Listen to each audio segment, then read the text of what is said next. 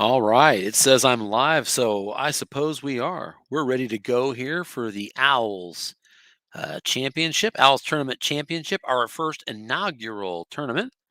Let me go ahead and get this finalized here, get the game number out to everybody. All right. And let's get the broadcast notification out to everybody along with the link. We'll see here and enter that, that, like that. And we are good to go. So I'm going to let the fellows know they can now start the game. You may start the game. We are live. All right. So here we are, folks. The first ever OWLS Tournament Championship. And we have the Pittsburgh Steelers at the Los Angeles Rams. And I will set up some of this as we go, as well as kind of bring you the game. So this is a matchup. The OWLS Tournament. OWLS stands for Optional Wait List. What was it? OWLS, Optional Waitlist Showdown. And so it's a little tournament for our waitlist teams if they want to play. And there were 6 teams on our waitlist that participated in the tournament in this first year of it. And the 2 that advanced to the final are represented today. On offense to start here is the Los Angeles Rams. They are run by Shaun McGinnis. And Shaun has played this team to, I believe, a 4-2 record over the regular season, which is the same one that the Steelers played it to. The Steelers are run by Jason Trower. Jason's someone I actually know. I've actually worked with him before. Lives in town with me, so he's a good friend of mine. So not a rooting interest, but let's be honest and get that out there. So the tournament had a kind of a regular season to it, 6 games, and then the 2 with the best record and net points advanced, and that's what these 2 teams here. The winner gets a sub credit that they can use in the primary league, of course. Rams with the ball first. These 2 teams played twice before this game in the regular season, and the Steelers won the first one by a score of 39-9. They routed the Rams. But in the second game, their second matchup, the Rams won, but it was a lot closer, 39-33, a much closer game. So, all right, looks like we have a sack and a possible fumble, but it is fallen on by the quarterback. So, big sack though there, Bud Dupree. A 12-yard loss on the play sets up a 3rd down and 15 for the Rams. Steelers have good blitzers, so do the Rams, but they also both have real good offensive lines. 4 wide receivers split out now for the Rams, and a nickel defense shown by Jason and the Steelers. 3rd and 15, Rams at their own 40. They're going to look deep. They're going to Robert Woods on a deep ball and incomplete. Just a little bit shy of the number he needed on his card at quarterback.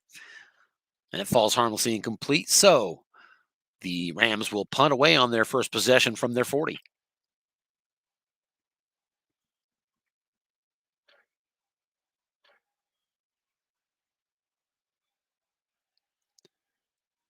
Mentioned that these teams both have a really good offensive line. The best chance for sacks in this matchup is probably from the linebackers of Pittsburgh, which they did actually capitalize on that first drive, as a matter of fact. There's a deep punt inside the 10 down to the 6-yard line, it looks like. Nice punt by Johnny Hecker. And then they're going to let it bounce, and it adds 6 yards, rolls right into the end zone. So a gamble on the play by Coach Jason Trower of the Steelers. It pays off, rolls right into the end zone, and he takes over at his 20. So the Steelers now on their first possession of the game, 1st and 10 at their 20. They're going to open in the spread formation. 4 wide receivers split out, and the fullback in is Benny Snell. And flare pass, little dump pass to Benny Snell out of the backfield. Rams were guessing pass. And as a result of receiver and Benny Snell cannot pull it in. It's incomplete, 2nd and 10.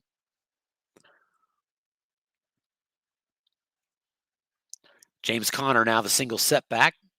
In the I formation, 3 wide receivers split out. Deontay Johnson in the slot with Juju Smith-Schuster and Claypool split out wide.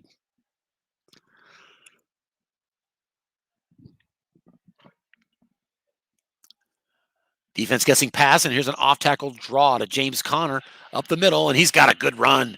That's 15 yards up the middle. It was a result of actually 5 yards on the play, but there was a box on that card. And for those familiar with the rules, at least the level I'm at, I know that can add yardage when there's not the full complement of linebackers behind there. So the Steelers get that first down rushing out to their 35-yard line. Here's a quick slant on the next play over the middle to the tight end, Vance McDonald. And that's going to be a result of receiver and 6 yards. Second down and 4. Pittsburgh now out to their 41.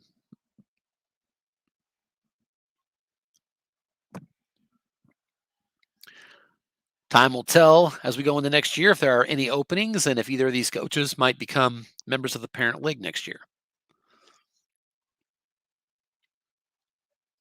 Steelers coming out on the pro set formation with Connor and Snell both back there.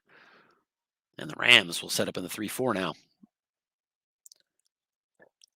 Rams, of course, have Aaron Donald along that line, but he does face a 7 pass blocker.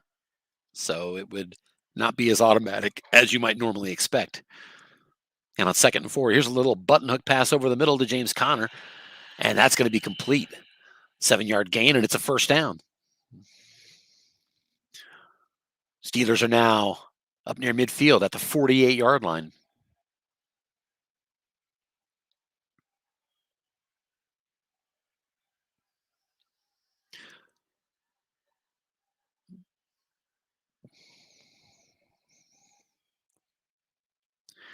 Net points ended up being the tiebreaker between these two teams to see who was going to be the home team for this championship game.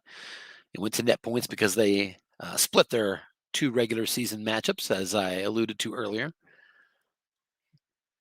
And Shaun McGinnis and his Rams ended up with 4 more net points through those preliminary matchups than did the Steelers.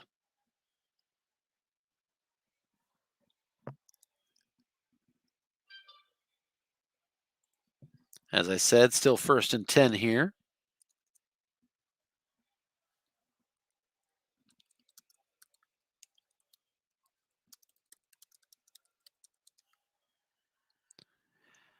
I wondered if they're frozen, but now I'm starting to think it's just me.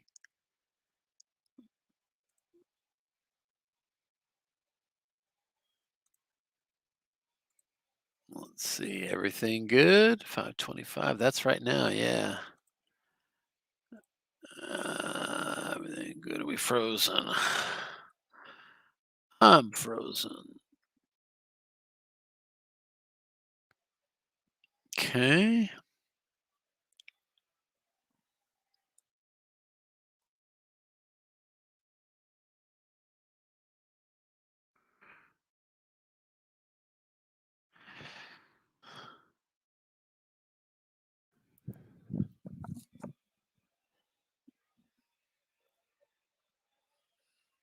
All right, so it looks like we're going to relaunch with a new game number. So we'll close out of that.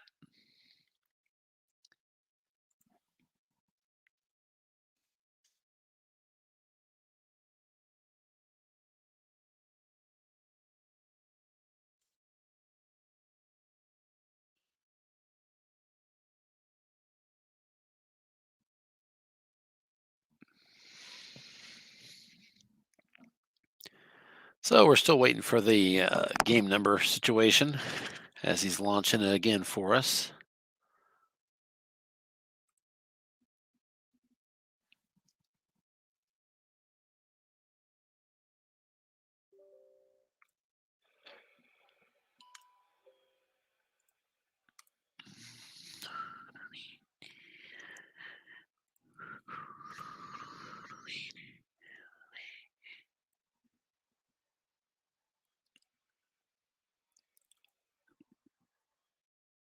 Four 46406. Okay.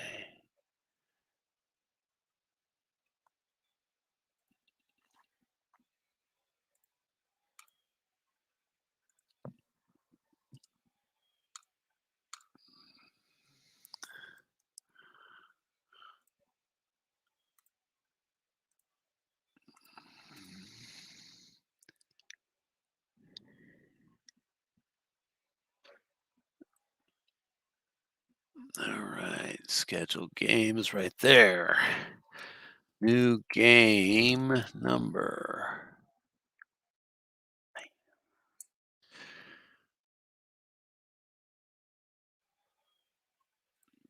Um,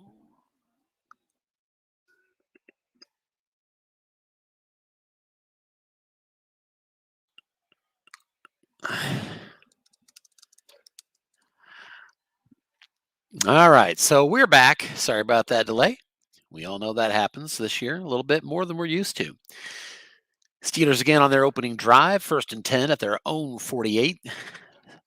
Staying in a very aggressive formation outlook here. 4 wide receivers yet again. And that's going to be an end run to James Conner and just 3 yards. That was a play call that got reverted, or I should say, changed, converted to a right call because of the 3 wide receiver formation. 2nd and 7, now across midfield at the Rams' 49-yard line. Rams in a 3-4 defense. They're showing blitz on this play. And the Steelers are doing a little dump pass flat to Juju Smith-Schuster, but it's incomplete. And that's going to bring up a 3rd down, 3rd and 7 on the play.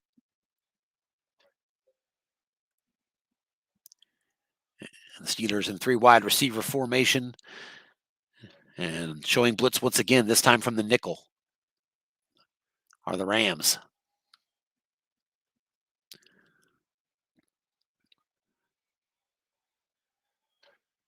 Here's a screen to James Conner, and there's 2 linebackers in the zone. It goes to the defensive card and incomplete. So a nice call on 3rd down by Coach McGinnis as he puts 2 men in the correct flat zone, diagnosing that play correctly, getting the benefit of the dice to go there. And that's going to force an early punt for the Steelers as well. Punting from the Rams 49 here. And they're going to go ahead and try and coffin corner this. Jordan Berry skies it. And let's see, that goes out at the 14-yard line. So with 9 minutes, 18 seconds left here in the first quarter, the Rams will set up for their second possession.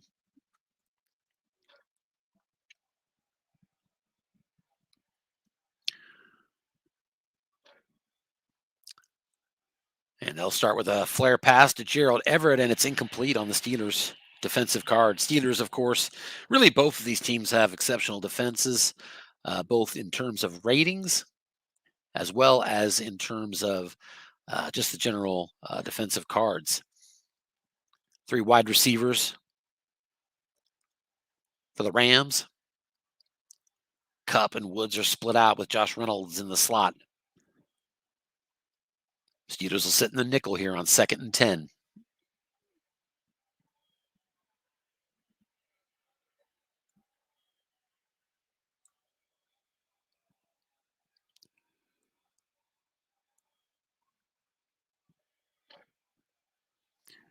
And the Rams are looking deep.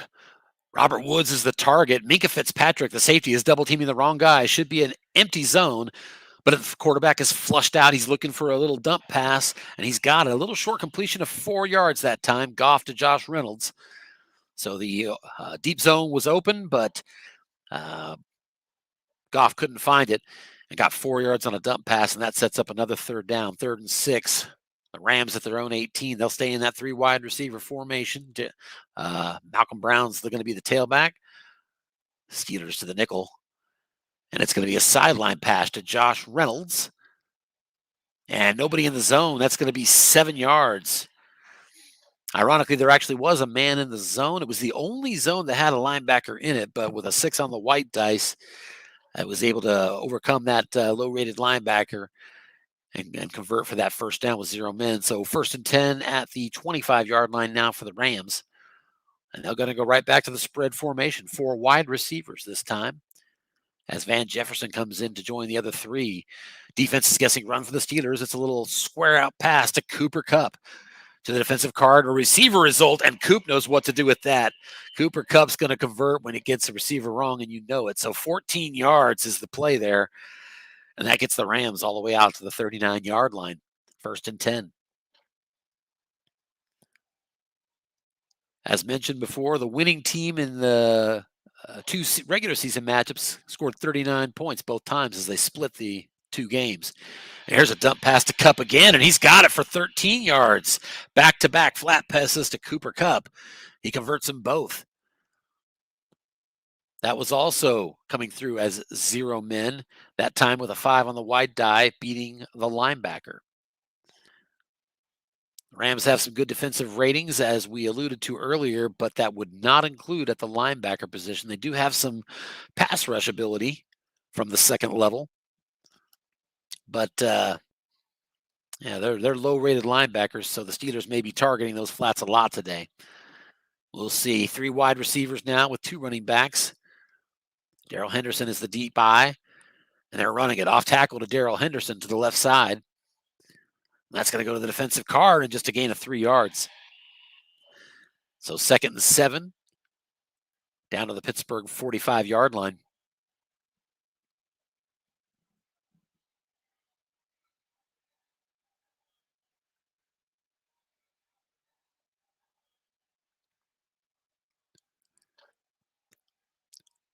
And now more of a traditional run set from the Rams. 2 tight ends, single setback. Darrell Henderson. Steelers in the 3-4. They're guessing pass, blitzing a man, but it's off tackle again to Henderson, and that's going to be no gain. That was a defensive tackle rating, and the Steelers up the middle make the stop on that play. Nose tackle Tyson Alualu. So 3rd down and 7 for the Rams at the Pittsburgh 45-yard line. Here's a sideline pass to Josh Reynolds. And it's going to be complete for exactly 7 yards and a first down. He got exactly what he needed. Ironically, it was 0 men in the zone with a 5 on the wide die beating the linebacker again, but just 7 yards on the roll of 3. So the worst possible result, yet it's still enough for a first down. The drive continues. 1st and 10 at the Steelers' 38-yard line now. 3 wide receivers split out. Steelers going to go to the nickel. Here's an off tackle to Henderson. Defense is guessing run, and the Steelers got him -1. Good call on the defense that time by Coach Trower. Steelers get a stop on first down and set up a 2nd and 11.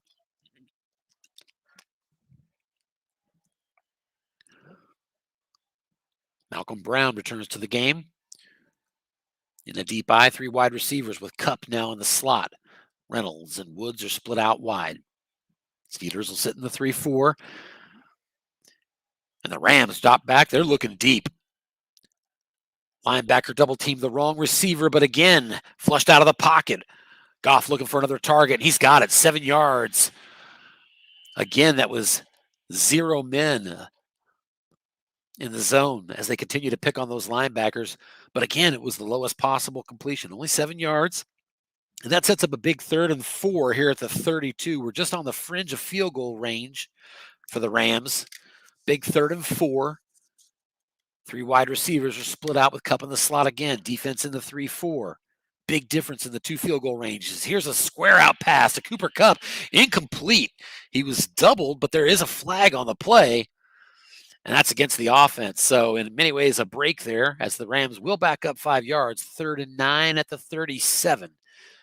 That may limit the playbook a little bit more. Again, the Rams really need another few yards to get closer to that range. Here's another flat pass to Cooper Kupp, and they double him again. Incomplete. Back-to-back plays, flat passes to Cooper Kupp, and Minkah Fitzpatrick dialed up the double team on both plays, and that forces the 4th and 9 at the 37-yard line. A field goal would be a 2 through 4 from there, and so it looks like the Rams have set up for a coffin corner punt. And here it comes. Johnny Hecker. Oh, that's going to be close and into the end zone. So only a net of 17 yards on that decision to punt. Not saying that's a bad call. It's, in that gray area. But it didn't work out well, and the Steelers take over again at their 20-yard line. Still no score here in the first quarter of the OWLS Tournament Championship between the Steelers and the Rams. Roethlisberger back to pass. He's looking short to Juju Smith-Schuster, and he's got him. 10-yard completion over the middle. That went to the defensive card. And it's a first down out to the 30 for the Steelers.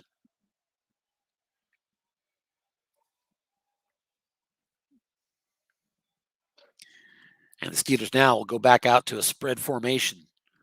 4 wide receivers are split out. James Conner, the single setback. The Rams are going to show blitz out of the nickel, and it's an off tackle. James Conner with the run. Mixing it up from the spread formation, and that's a nice run. Conner, for the second time today, gets 15 yards by getting the number 8 on a defensive card, a 5 with a box by it. So that box has produced 20 extra yards already. Conner now 3 carries for 33 yards in this game, and the Steelers out to the 45-yard line, 1st and 10. They'll stay in the spread formation here. And it's a square in pass. Chase Claypool's the target, but it brought down as Roethlisberger. Sack on the play. Aaron Donald. Who else? What do you expect? Donald with a big sack for 9-yard loss. And that makes it 2nd and 19 back to the 36-yard line.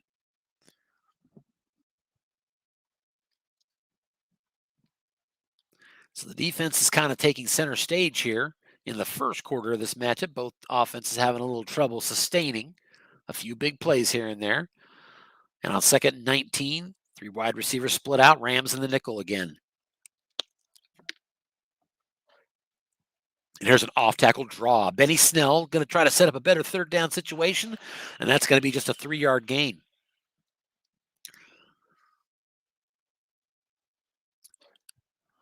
The tackle needed to be a 4, and he wasn't. So it's 3rd down and 16. Pro set formation, showing a run set. The Rams will sit back in the dime, though. They're not taking any chances here on 3rd and 16. Here's a slant pass, short over the middle to Vance McDonald. Defense guessing pass. Roethlisberger to his card. We've got a possible pick, but it is incomplete. Roethlisberger hit 11 on his card. That was a pick on 2 through 6, but it fell incomplete. And 4th and 16 at the 39. And the Steelers are going to go ahead and punt from here. Jordan Berry back to punt.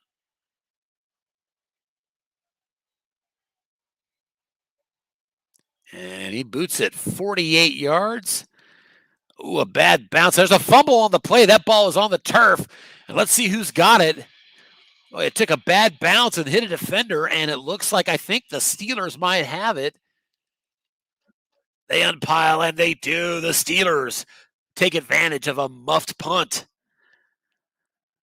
And they are set up in the red zone. 1st and 10 at the 18-yard line of the Rams. They'll go right to the spread formation, staying aggressive with the offense. Rams defense out of the nickel. They will show blitz with the safety being freed up inside the 20. Game's first turnover goes to the Steelers.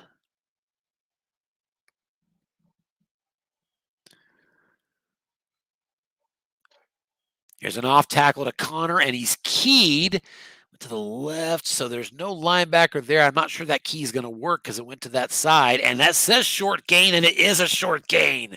And on keyed, James Conner up the middle, 19 yards into the end zone, touchdown. So give Coach McGinnis credit. He keyed him, and of course, you don't get credit for the key unless you got a linebacker in the zone. He had a linebacker on the left tackle zone, but the Steelers were running the opposite side. Conner, with nobody there, gets a 7 on the defensive card, gets the short gain, and takes it all the way for the 18-yard touchdown to put the Steelers on the board first. Extra point is up, and it's good. And so on the final play of the first quarter, the Steelers take the lead, draw first blood on an 18-yard touchdown run from James Conner. They're up 7-0 here in the OWLS Tournament Championship.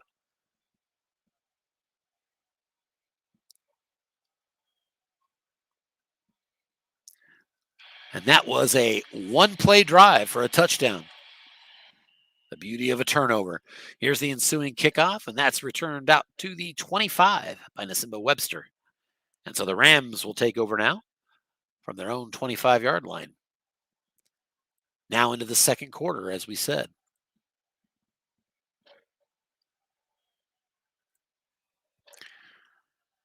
And Rams are looking deep again. Robert Woods. And we've got a possible completion. It's not complete. Incomplete. That was a defensive back in zone. And the Rams got a 6 on the white die. But Minkah Fitzpatrick. Minkah That's why you got the Pro Bowler back in the deep zone, and he saved 29 yards there on first down. So 2nd and 10. Goff now 7 of 11 on the game. Here's a square out pass to Cooper Kupp, and Minka is doubling him again. Incomplete. That went to the defensive card. The only thing there was an interception, as you know, with 2 men. So the safety double team is working well right now for Coach Trower, and he's hit Cooper Kupp on that 3 times at least that I know of. So 3rd and 10 now for the Rams at their 25. 3 wide receiver for the Rams. The Steelers will set up with a dime defense. And here's a little flare pass. There's no linebackers there. He's going to Gerald Everett. Get it on that defensive card, and you do, but it's a receiver result, and 11 yards. It's good enough for a first down. So he got it with 0 men, and even with the result of receiver, he ended up getting 11 yards on that play from Gerald Everett for a first down. Tackle on the play by Joe Hayden, and it's 1st and 10 for the Rams at their 36-yard line.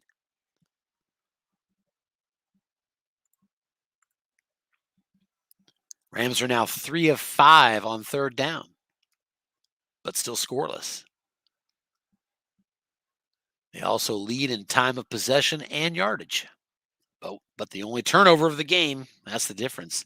Here's a deep ball to Robert Woods, and that's possibly picked, and it is intercepted by the Steelers down the right sideline. Let's see about a return on this one.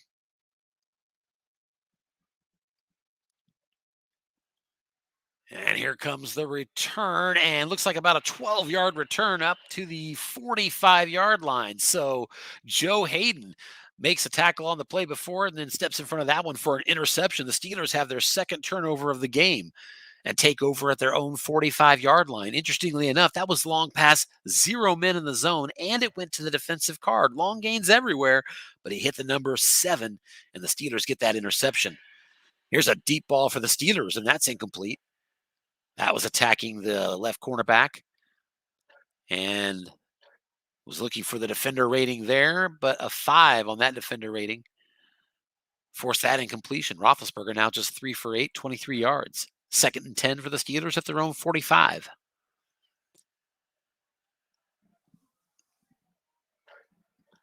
Now 2nd and 10, here's an off-tackle draw. Anthony McFarland coming out of the backfield with this carry. And that goes to the defensive card and nothing doing. Nothing doing at all. Brought down on that play by the tackle, Sebastian Joseph Day. And so 3rd and 10 now for the Steelers at their own 45. And they'll go with the pro set formation. Staying in a kind of a run set there. Rams will set up in the nickel, showing blitz. Steelers looking for their first 3rd down conversion, and they're going quick out. Little dump pass to the flat, Vance McDonald, and a result of receiver, and that's a loss of 5 yards, but a personal foul against the Rams. And so even though they lost 5 yards on that play, that's a conversion by penalty. 1st and 10 across midfield now at the Rams' 45-yard line as the Steelers cross midfield for the first time, I believe. Actually, that's not true. They're up 7-0. I forgot about the fumble on the one play. Here's a short pass, incomplete. Deontay Johnson was the target, and Roethlisberger on his card on an 8 couldn't find him. Now just 4 of 10 in this game for 18 yards. 2nd and 10 at their 45-yard line of the Rams. Steelers dropping down into a tight end formation. Rams in a 3-4. They will show blitz. We'll see if he wants to attack that blitz. He doesn't. It's a pitch out to James Conner. Rams are guessing run. That's not going to be good. It is a 3-yard gain on right. That's about as good as it gets almost, other than the short gain. And 3rd and 7 now coming up. So big 3rd down on the fringe of field goal range, 3rd and 7 at the 42-yard line of the Rams. Steelers have just 1 3rd down conversion on the game, and it was by penalty a little bit ago here. Here's a screen pass on 3rd and 7 to James Conner. Nobody in the zone, but it goes to the offensive card, and that's going to be a 4-yard gain. And I stand corrected. I believe there were 2 men in that zone. Went to the quarterback card, 4 yards, and that sets up 4th and 3 at the 38. So for the Steelers from here, they're going for it. Yeah, field goal from that distance is just a 2 through 4. So with 4th and 3, he's going for it. Tight end formation. James Conner in the deep eye. Benny Snell in front of him. Juju Smith-Schuster is split out. Tight ends McDonald and Ebron in the formation as well. 3-4 defense for the Rams. Big 4th down opportunity here. Here's a pitch out to James Conner. Defense guessing pass. Conner looking to get it on his card. Oh, snap fumble. He never got it. It's on the ground. Let's see who gets it. And jumping on that ball, looks like the Steelers have that opportunity. He's going to pick it up and try to run to get that first down, but he doesn't. No gain. So yeah, he lost a little bit, as a matter of fact. And because it was 4th down, the Rams take over. 1st and 10 now at their own 41-yard line. 10:48 to go here in the second quarter. Steelers still on top, 7-0. 3 wide receivers split out. Nickel defense shown by the Steelers.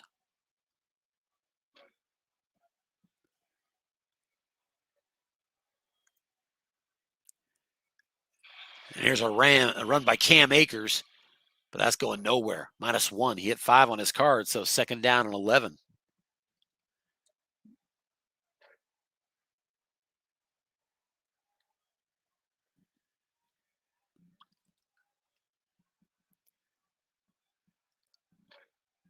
Here's a pitch out. They're going to go to Cam Akers again. Defense guessing pass. They were doubling Cooper Kupp, but the run crosses him up for a 4-yard gain. Could have been better, obviously, when you go wrong on your card than 4 yards, but it sets up a 3rd and 7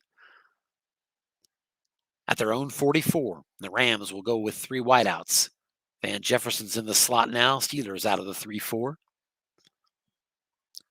He's been aggressive with Minkah Fitzpatrick doubling. At some point, you'd think the Rams might attack deep on that. Here's a sideline pass to Robert Woods on 3rd and 7. And that's going to be good. That's a short gain. 1st down and more for Robert Woods across midfield. Inside the 40, down to the 37-yard line, 1st and 10. So the Rams now on the fringe of field goal range with that 1st down. And I've noticed a trend from both of these teams on 3rd and, say, 7, 3rd and 6, 3rd and 8. A lot of flat passes. These coaches are both being very careful throwing against the blitzers that these teams both present. And that lack of aggressiveness against the blitz might be why we still have just a 7-0 score. But the Rams are driving. Here's a square out to Cooper Kupp. And incomplete. That went to the defensive card. There was a man there. If he'd gone to the other flat, he could have had that completion on the defensive card, but it is 2nd down and 10 now. At the Pittsburgh 37, Cam Akers is the single setback. 3 wide receivers are split out for the Rams. And here's a pitch out. They're going to run it to Cam Akers. That's a pretty good gain, 6 yards, and that sets up a much more manageable down and distance. 3rd down and 4 at the Pittsburgh 31. So a lot to think about here. Field goal range from here is 2 through 8. But if you lose a little yardage, get a variable field goal to drop you back, that 2 through 8 drops to a 2 to 4. So we'll see how aggressive he wants to be here. Even if he gains nothing, he could run that risk on the variable. It's an off-tackle run and nothing doing. Steelers stuff it. Give Jason Trower credit as he called run on that 3rd and 4, gambling against the pass, and he got the stop. And they're going to go for it. So 4th and 4 for the Rams at the Pittsburgh 31, right on the fringe from this exact yard marker. That's a 2 through 8, but he's still going to go for it here. 4th and 4, 3 wide receivers are split out. Josh Reynolds in the slot. Steelers are going to go ahead and convert to the nickel. We'll see if he wants to call run again. He calls pass defensively. It's a sideline pass to Robert Woods. Nobody in the zone. 1st down. Robert Woods has it. Big 4th down conversion. 10-yard gain down to the 21. And the drive continues for the Rams. Halfway into the second quarter. Rams looking for their first points. 3 wide receivers again. Malcolm Brown running right up the middle. He's got a nice gain on his card. Malcolm Brown for 8. Not a lot of short gains on Malcolm Brown's card, but boy, it's a lot of really solid gains up the middle there. And that sets up 2nd and 2 at the 13. So every part of that playbook is open still as you're not inside that 10 yet, but we are into the red zone for the Rams for the first time. And they're going to go to the full house backfield here on 2nd and 2. Steelers not taking the bait. They'll stay in the nickel and they'll show blitz. You don't often see a nickel against a full house, but we've got it. Here's a quick out pass to the tight end, Tyler Higbee. Result is receiver, and that's incomplete. So the Rams tried to cross him up offensively by showing full house and doing a flat pass. Steelers weren't buying it. And it's 3rd down and 2 at the 13-yard line. So obviously a real big down here. Run formation for the Rams. 2 tight ends, single setback in the deep eyes, Darrell Henderson. Rams on 3rd and 2. Steelers in a 3-4 defense.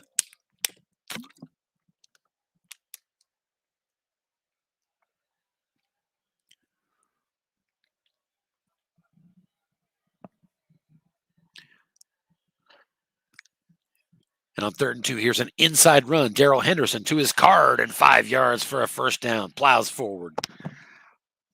And that's going to make it 1st and goal at the 8-yard line now. Rams trying to tie this up here late in the 2nd quarter. They'll stay in that 2 tight end formation. Steelers are going to show blitz out of the 3-4. It's a short pass. Tyler Higbee's the target. A lot of blitzers, but he avoids it. Throws to the end zone. Touchdown! The Rams convert. A result on the defensive card of 6-7 is a defender, XR15. And the free safety is a 6 for Pittsburgh, but the strong safety is not. Higbee scores, and the extra point could tie this game. Matt Gay kicks it through. It's good. There's a penalty on the extra point attempt. And holding against the Rams, so the Steelers can take that 10 yards on the kickoff, or he can back him up on this extra point. That's a relatively tough call. I think I'd take it on the kickoff, especially if I had kick returners I like. But let's see what he does. He'll back him up. I don't know about his kick returners. I'm going to look at that. But he did back him up. So the extra point is now from the 25-yard line. So that's a much tougher extra point. 2 through 8. Wow.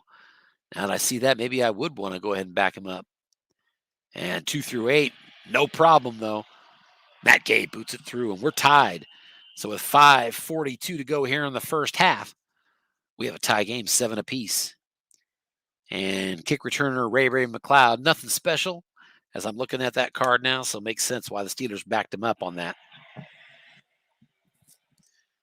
Kickoff is down to the goal line. We'll see if the Rams like their kick returners to bring this out, and they do. I said Rams, I meant Ray McLeod. My bad. 21-yard return out to the 21.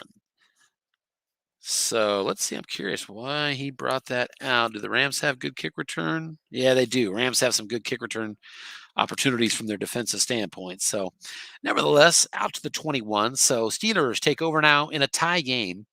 7-7, 5:24 to go in the first half. 2 tight end formation for the Steelers. Connor the single setback. Rams showing blitz out of the 3-4. But the Steelers are running. Rams guessing run. Connor to the edge, and he's going to pick up 2 yards on that play as the blocking tackle for the Steelers was not a 6. So just 2 yards, and it's 2nd and 8 at the 23. Rams will show blitz this time again out of the nickel, though, as the Steelers move to 3 wide receiver split formation. Dropping back to pass. Roethlisberger looking short. He's got Chase Claypool in his sights. Avoids the blitz. Throws over the middle. Result is receiver incomplete. Claypool has it. 15 yards and a first down. Roethlisberger only had 22 yards passing before that completion. But he'll take it. 1st and 10 out to the 38-yard line. I'm going to look at the total offense because it occurs to me I think the Rams are winning that by quite a bit. 142 yards of offense for the Rams, just 87 for the Steelers. So neither one's doing that good offensively. Rams do have 10 first down to 7 edge. Just over 4 minutes to go here in the first half. 1st and 10 at the 38 for the Steelers. And we've got a double reverse called here. He's going outlaw with that offensive call, and that's a 3-yard loss. So 2nd down and 13. Defense did guess run on that one. I have to be honest, when it comes to reverses and double reverses, I'm not your guy. I don't know the rules. I don't want to know the rules.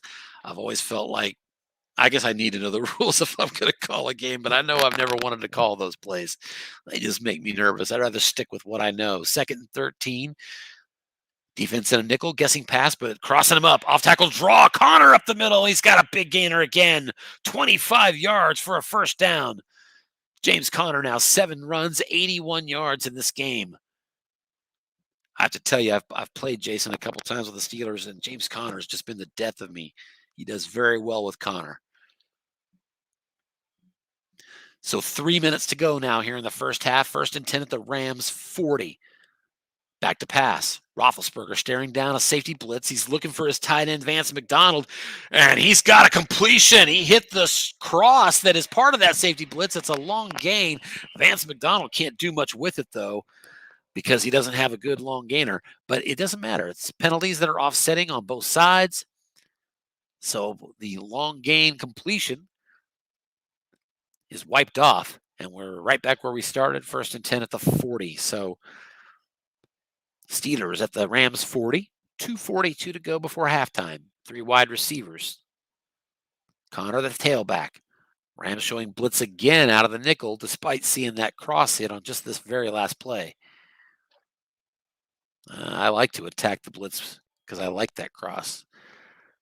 Depends on what kind of other blitzers that team's bringing to the table, though, I guess, to be honest, on how aggressive I'll be. And here's another cross-up, off-tackle draw again to Connor, right back to his card, 6-yard gain. 2nd and 4 now at the Rams' 34-yard line. And we're waiting to see if the Steelers are going to take a timeout on that play. And they don't. So we're down to 2 minutes and 6 seconds left. Just one play left before the 2-minute warning. 2nd and 4 at the Rams 34. Both teams have all 3 timeouts remaining.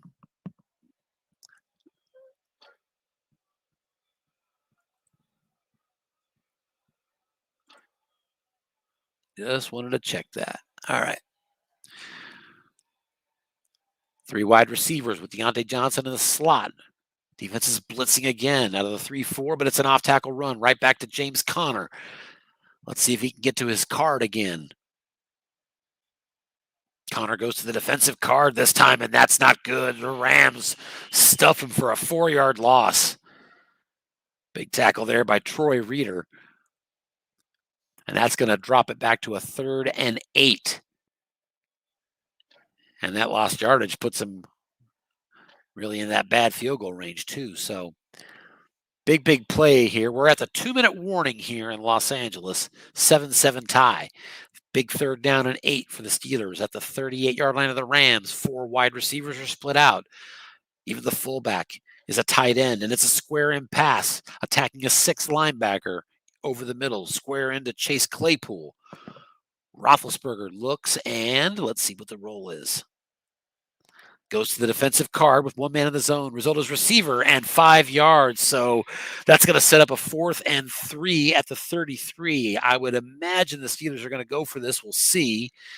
And they are. They did not call timeout either. So down to 1:30 left. Steelers 4th down and 3 at the Rams 33-yard line. I said they're going for it, but I don't have that confirmed yet. And in fact, they're kicking. From here, it's 2 through 4, but if he can jump 1 yard in field goal range, just a variable field goal plus 1 gets him to 2 to 9 or 12. Let's see if he gets it. He does not. 2 through 4, he misses.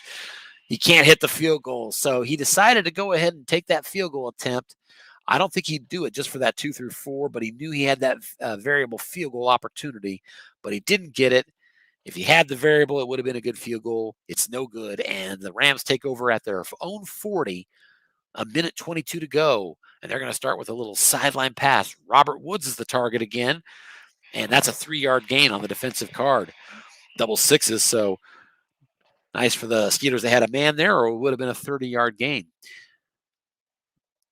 Steelers also were doubling Cooper Kupp again. I've noticed a trend. They keep doubling Kupp, and the adjustment from the Rams has been more targets for Robert Woods, who now has 4 catches, 39 yards. 2nd and 7, dropping back, looking long for Tyler Higbee, and that is incomplete. It was a defender again. Could have been 33 yards, but the strong safety for the Steelers is going to beat that 4 on the white die, and here comes a big 3rd down. 3rd and 7 for the Rams at their own 43. 1:07 left in the first half, tied at 7. 3 wide receivers, Goff out of the shotgun. Malcolm Brown is at his side. Steelers will show a nickel defense here on 3rd down. We'll see if he wants to attack with Minka again.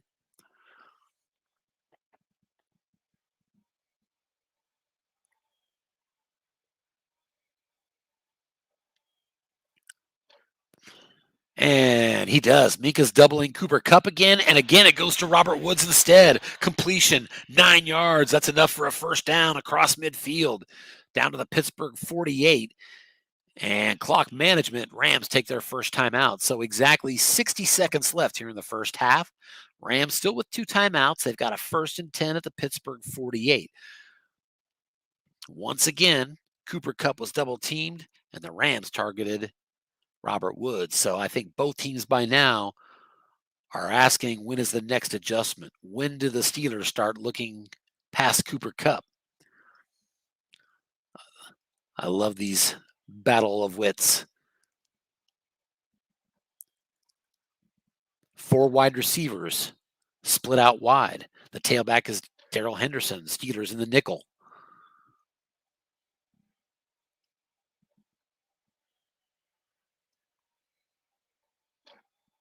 And here's a sideline pass to Van Jefferson, and that's going to be complete. That's a 7-yard gain on the quarterback card on right.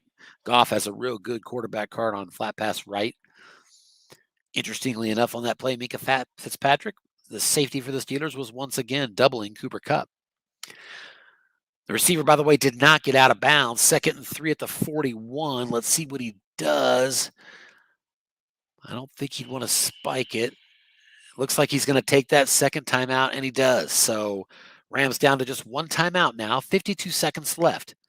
2nd and 3 at the Pittsburgh 41-yard line. Rams really, to get a reasonable field goal range, need to be at the 32 and in. And even then, it's a good chance, but not a great chance. 3 wide receivers, Malcolm Brown, the tailback, and it's a screen to Malcolm Brown. And incomplete. It went to the defensive card, and with 1 man there, nothing doing. So that sets up 3rd and 3. Minka Fitzpatrick was doubling Cooper Kupp again on that very play. Again and again and again. I love it. 3rd and 3 at the Pittsburgh 41-yard line. I just know if I've got a safety double teaming me with that kind of ferocity, I don't care which guys he's double teaming, I need to hit that long zone.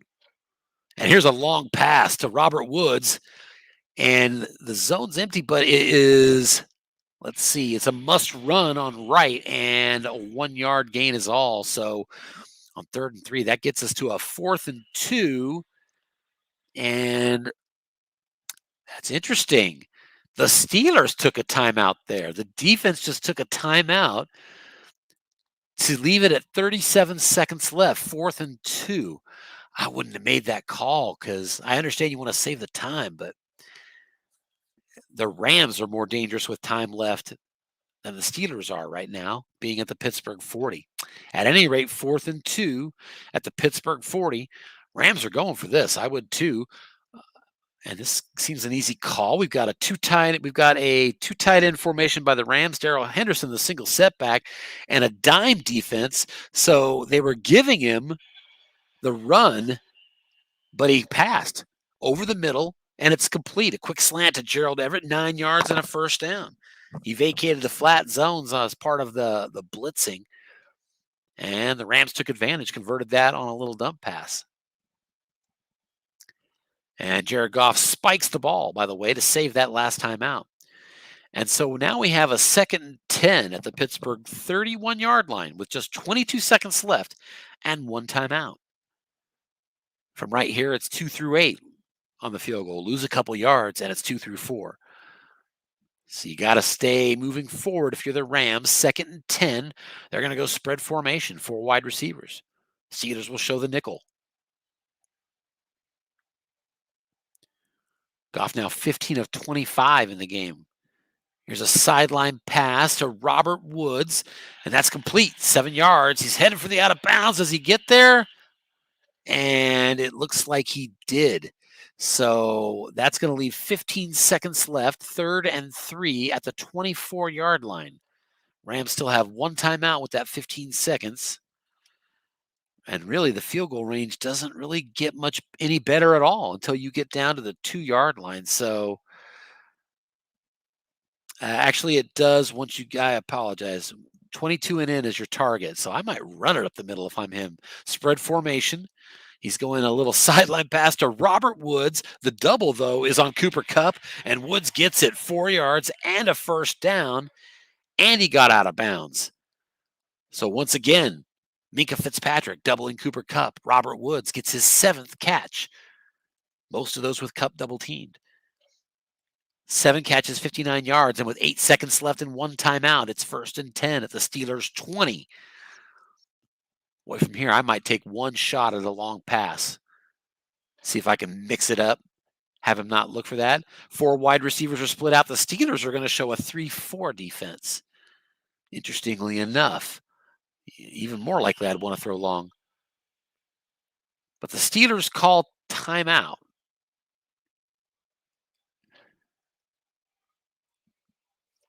I'm sorry. Actually, the Rams are switching to a field goal attempt from the 20. And so as long as they don't get hit with a 3-yard loss on variable field goal, this should be a 2 through 9 and 12. And that's no good. The variable field goal didn't hurt him. It was the dice that did. It was a 2 through 9 and 12 chippy field goal of 37 yards, and he missed it. So both coaches have shanked a field goal. And with 1 second left here in the first half of the OWLS Tournament Championship, we're still tied. Steelers have it at their own 27. Let's assume they're going to just run some clock. Dime defense here. James Conner, the tailback. I don't think I'd run it to him. I'd save that carry for later in the game.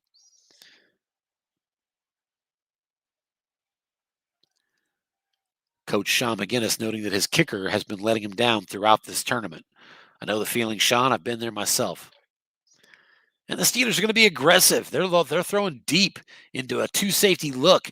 Defensive card, incomplete. That was risky and very close to an interception, but incomplete is the call, and we are on to the second half with the score 7-7.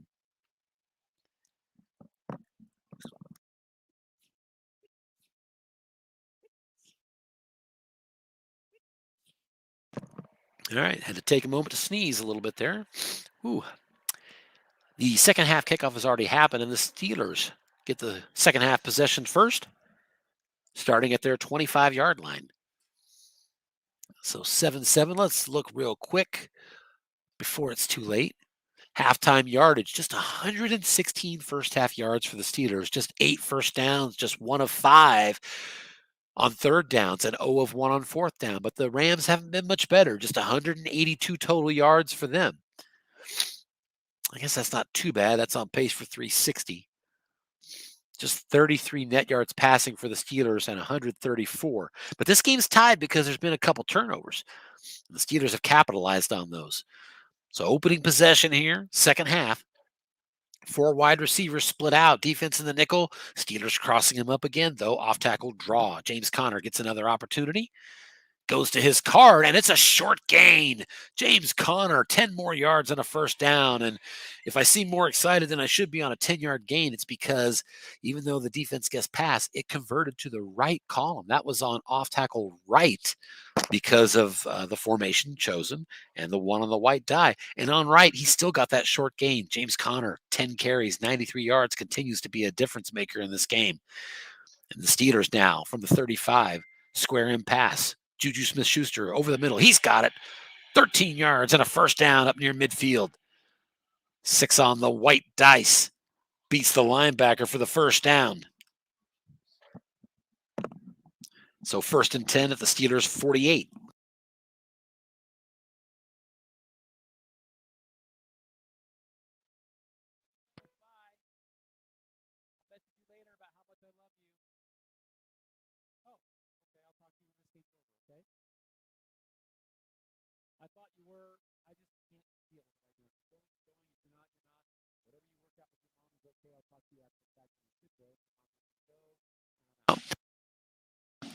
All right, sorry for the short delay, folks. I had kids walking out the door and had to say something, so I apologize about that. Coach Trower of the Steelers noting it's a good game. I'd say so, 7-7.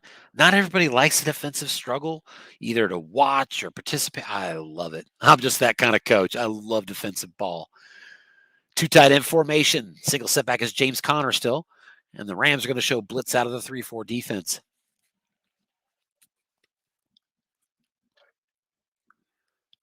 Defense guessing past Conner. Again, off tackle draw up the middle and nothing doing. He runs right into Aaron Donald.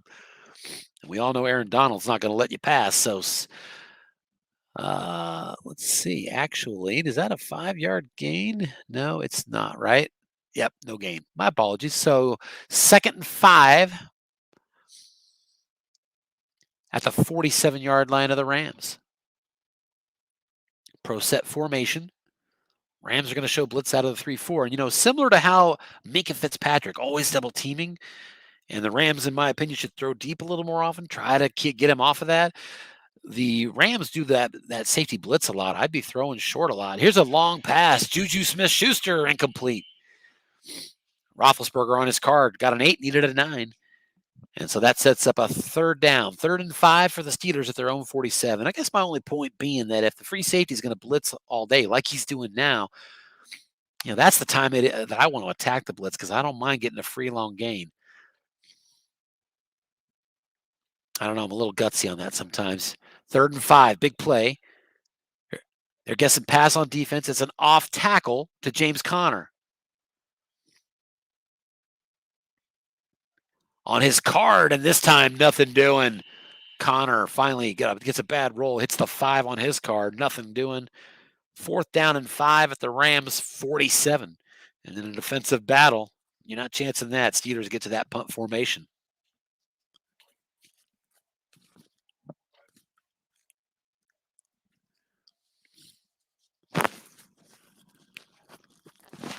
$53 yards from the end zone. He's punting away. And it looks like, I said 53. I think he was 47 yards from the end zone because that hit the goal line and the Rams down it. So my bad. He was at the 47. Punt went to the goal line and was down there. Rams will take over at their own 20-yard line. Still 7-7 here in the OWLS Tournament Championship. 11:42 to go in the 3rd quarter.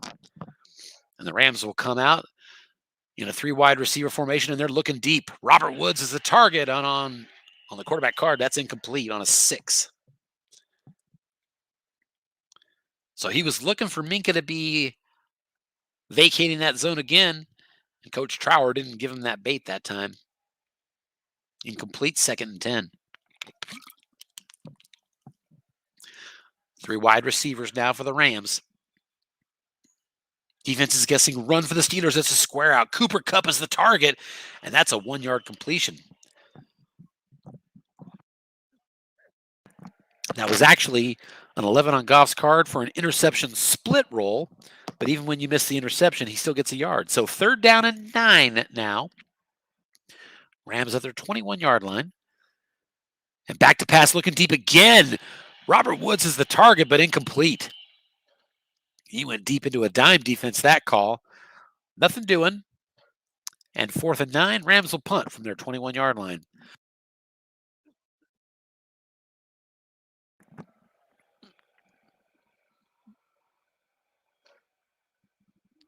Johnny Hecker, one of the game's best punters.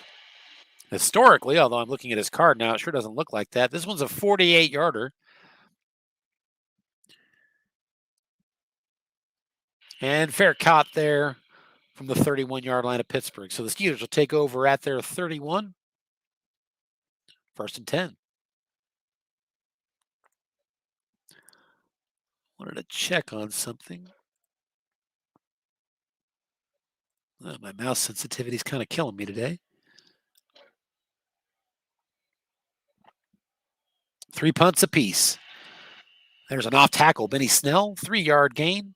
2nd down and 7 for the Steelers.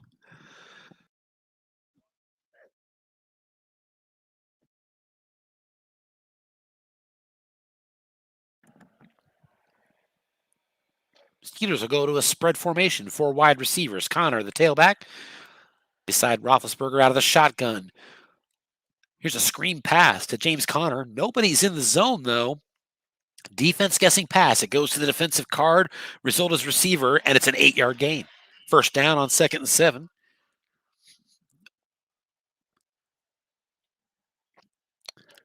And so the Steelers now at their 42-yard line, 1st and 10. They're going to jump down to the tight end offense. Box it in close. Juju Smith-Schuster is the wide out. Rams come in for a 3-4 defense. Defense guessing run, but they're looking long. Juju Smith-Schuster is the target, and incomplete. Roethlisberger can't find it on his card. He did get the long pass wrong, and there are about 6 opportunities there. Actually checks that 5, but a 7 is not one of them. There aren't quarterbacks very often that have the 7 on long gain. So 2nd down and 10 here. Roethlisberger just 9 of 18 for 63 yards so far. 3 wide receivers, 2 running backs. Pitch out to James Conner. Rams are guessing run this time. Gain of 4. That went to the defensive card, which was probably a good thing after they guessed run. So it sets up a 3rd down and 6. So we'll see what we have here from a standpoint of, I know I remarked earlier that on 3rd and 6, 3rd and 7, these guys are throwing flat a lot. They aren't being real aggressive against that blitz. Quick slant, sure enough. Eric Ebron, the tight end, is the target. And I don't see a linebacker there. And it goes to wrong, and it's only a 2-yard completion, so it was on wrong with nobody there, basically. But Roethlisberger hit the 11 on his card. Possible interception, missed it, and a 2-yard completion because both of these quarterbacks are good in the flat. So that's 4th and 4. Pittsburgh from their own 48 and going for it. That doesn't surprise me. I just know in Jason like I do. He's gutsy.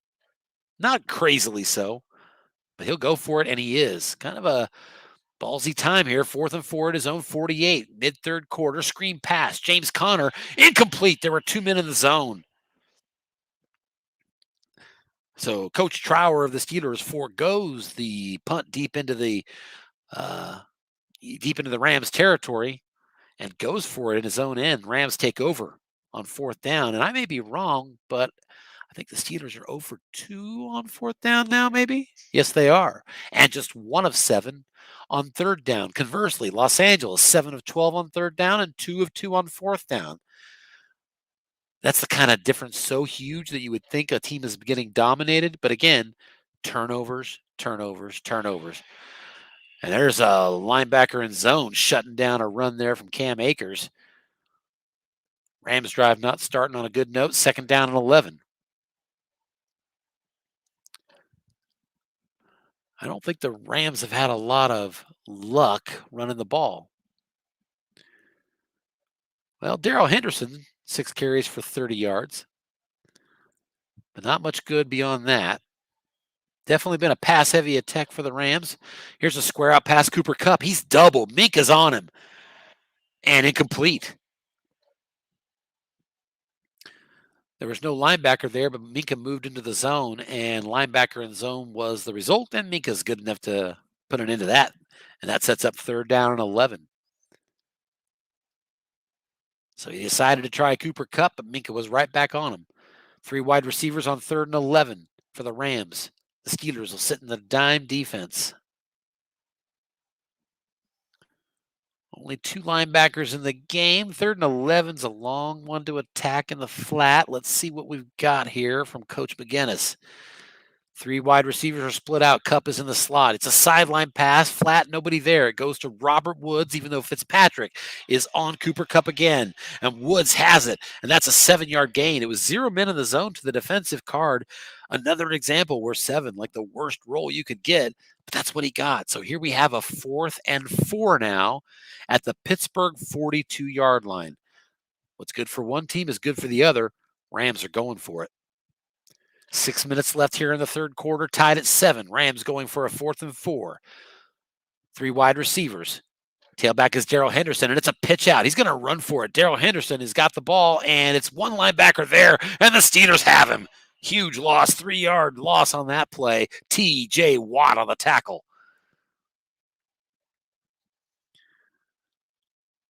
So the Steelers, no damage done as they get a stuff on 4th down of their own and take over again at their 45-yard line. 3 wide receivers now. 2 running backs, Snell in the deep eye. Showing blitz out of the 3-4. Deep pass. Deontay Johnson is the target. Roethlisberger looking for him. To his card. Incomplete. Roethlisberger needs a 3 or a 9 to complete that on a long pass right. And he got a 5. And it's 2nd and 10. Roethlisberger under 50% completions and still just 65 yards in this game. But the Steelers are still tied. James Conner has a lot to do with that, and he comes in the game now. 3 wide receivers split out. Conner, the single setback behind Roethlisberger. Rams will show blitz once again from their free safety. They're guessing pass, but it's a draw. Off tackle, James Conner again, and not much there, just 1 yard. Got the result of blocking back on the defensive card, and there wasn't a tailback beside him in the game. So just 1 yard for Conner, and it's 3rd and 9 Steelers at their own 46-yard line.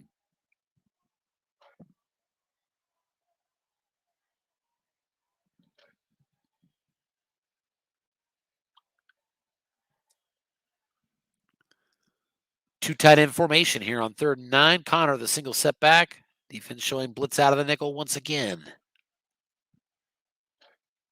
And they're looking deep. They're attacking this time, going to Eric Ebron. It's incomplete deep, but there is a penalty, and pass interference is the call. And so that's going to march at 25 yards downfield. And the Steelers now 1st and 10 at the Rams' 29-yard line in field goal range. And 7 more yards. The Steelers are in great field goal range. They're already from here at 2 through 9 and 12. Goes to 2 to 10 on their next range. They just want to make sure they don't drop back to the 33. They're in good shape to try to pick up a, what's the word I'm looking for here? A high percentage field goal attempt. 3 wide receivers for the Steelers now. Anthony McFarland comes in as the tailback on this down. Defense out of the nickel.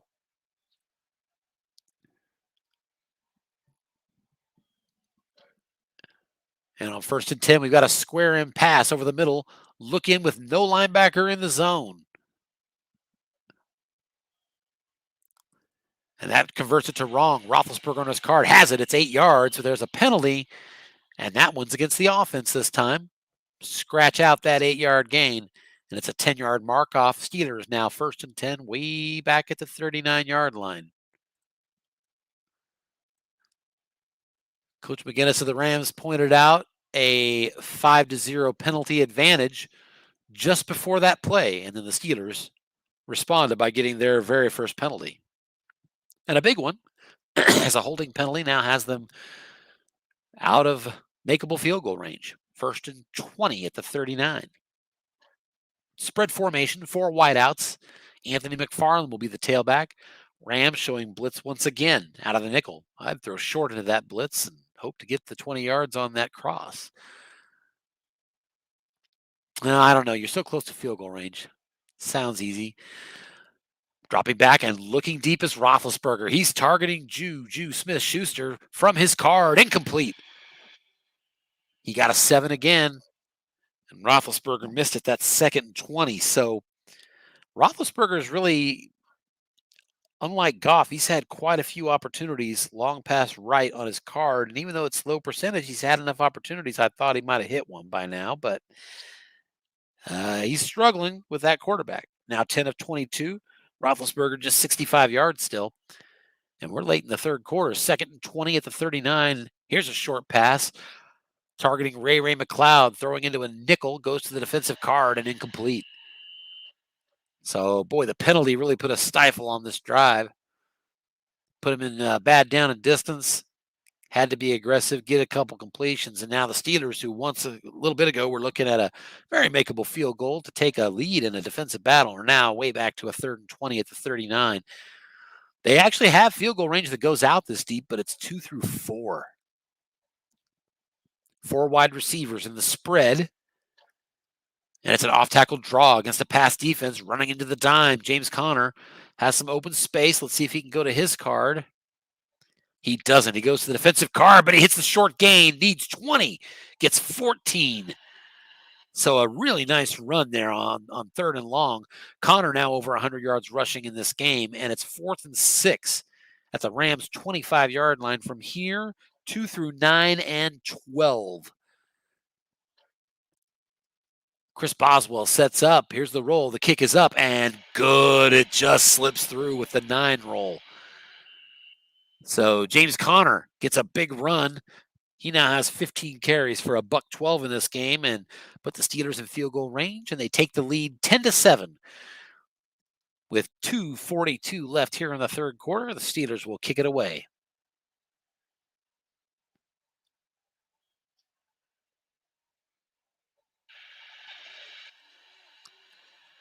And there's a return by Nasimba Webster out to the 24-yard line, and the Rams will take over there.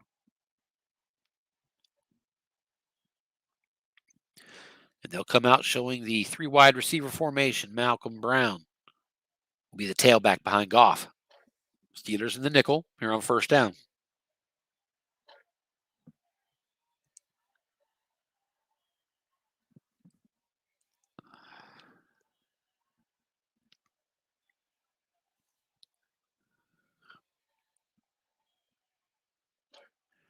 Here's a square out to Cooper Kupp. He is doubled by Minkah Fitzpatrick, and it's incomplete. Now it's the defensive card. Free interception on a 3, so very dangerous. Kupp just 3 catches, 28 yards in this game, but that's because Minkah's been all over him. So 2nd and 10 at the 24. And that probably is the 5th, at least, the 5th that I know of. It could be more, but at least 5 successful double teams by Minkah on Cooper Kupp. It's also why Robert Woods having such a good game. Here's a double on Kupp. Deep ball. Robert Woods. Incomplete. So the Rams have maybe been listening to the broadcast. I'm kidding. They haven't. But the Rams starting to throw deep a little bit, and he got exactly what he wanted. Minkah was covering Cooper Kupp. It went to the defensive card. Nobody was there. Long gains everywhere except for the interception and 5 and 11. He got the result of 11. Found one of the only incompletes, and that's now 3rd and 10. Rams from their 24, 3 wide receivers split out. They got another receiver back there beside Goff, Gerald Everett. The Steelers on 3rd and 10 will sit in the dime defense.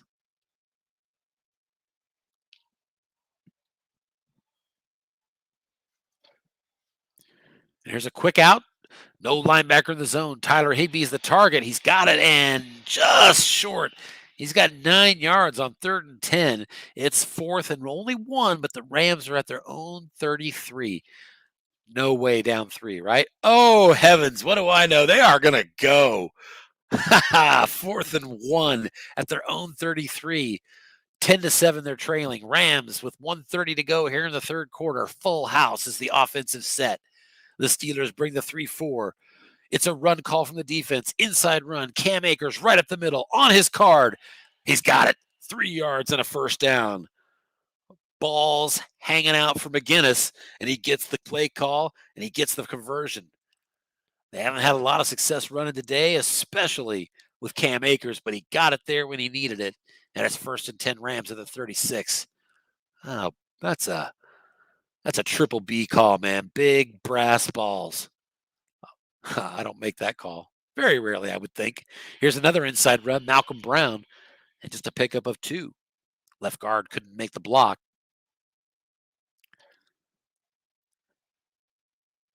And that's 2nd and 8. Rams at their 38. Square out to Cooper Kupp. Minka has him doubled again. This time to the offensive card. It's 6-yard completion on double teamed.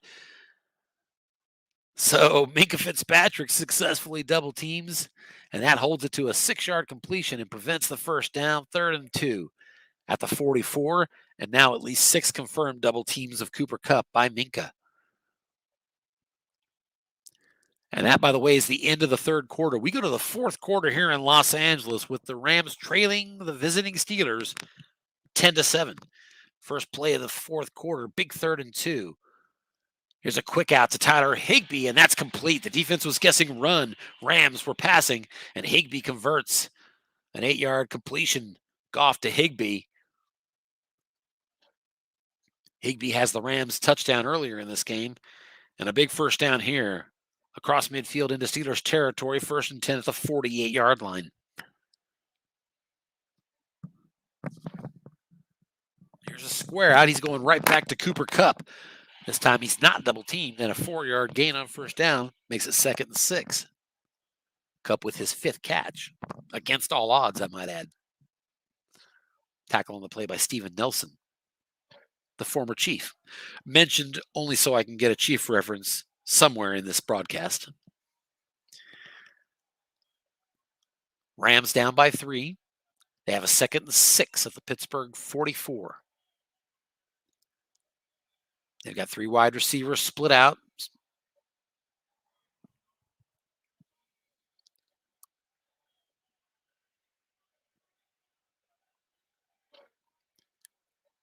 But they're going to run it off tackle. Cam Akers. And that's not much, just a 1-yard gain. Other than the fumble, that's the worst possible result on his card. And it sets up a 3rd and 5. Cam Akers continues to struggle. He did get that big 4th down conversion. Deep in his own territory. But other than that, he's been running into a brick wall all day. 3rd and 5. Here's a flat pass to Darrell Henderson. That's complete. No men in the zone and a 10-yard gain. First down to the Pittsburgh 33-yard line. Darrell Henderson with his first catch.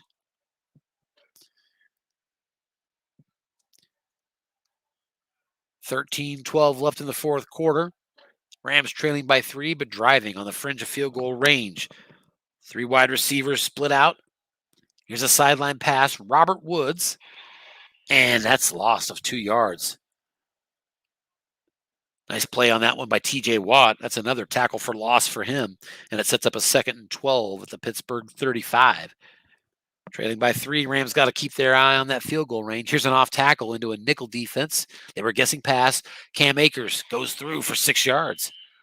Got a 6 to beat a 5 nose tackle. And that sets up a more manageable 3rd and 6 at the Pittsburgh 29. So from here, that's a 2 through 8 field goal. Lose 3 yards, either through variable field goal or otherwise, and that goes down to a 2 to 4. So right at that fringe, 3 wide receivers are split out. Steelers are going to show the nickel. Sideline pass, Cooper Kupp. Minka's on Cooper, but he's throwing to Woods again, and it's 9 yards and a first down. Once again, Minka locked in on Cooper. Woods crosses him up with his 10th catch in this game, 73 yards. 1st and 10, Rams at the Steelers 20. I know I keep mentioning this, but I'm fascinated by it. I'm fascinated by the repetitive double teaming and continually going to Woods and when people are going to adjust. I just love that part of the game. Goff now 26 of 42, 198 yards passing in this game. Here's a short pass to Cooper Kupp, and he's doubled, but the pass never got off. That's a sack by Tyson Alualu. A 4-yard loss on the play. But Minka had him covered. Sometimes that's what leads to a sack. As if I'm not mistaken, I think that's actually in the rules at some level. So 2nd and 14 now at the 24-yard line. 3 wide receivers for the Rams. Nickel defense from the Steelers.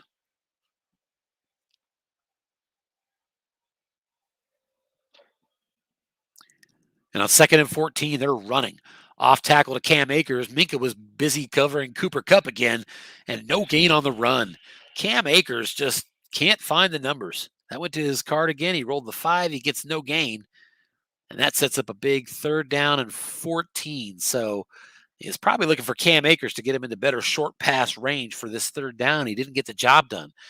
And now you're staring at a 3rd and 14. A lot of short passes aren't going to get you what you want. Spread formation, 4 wide outs. Steelers will drop back to the dime defense.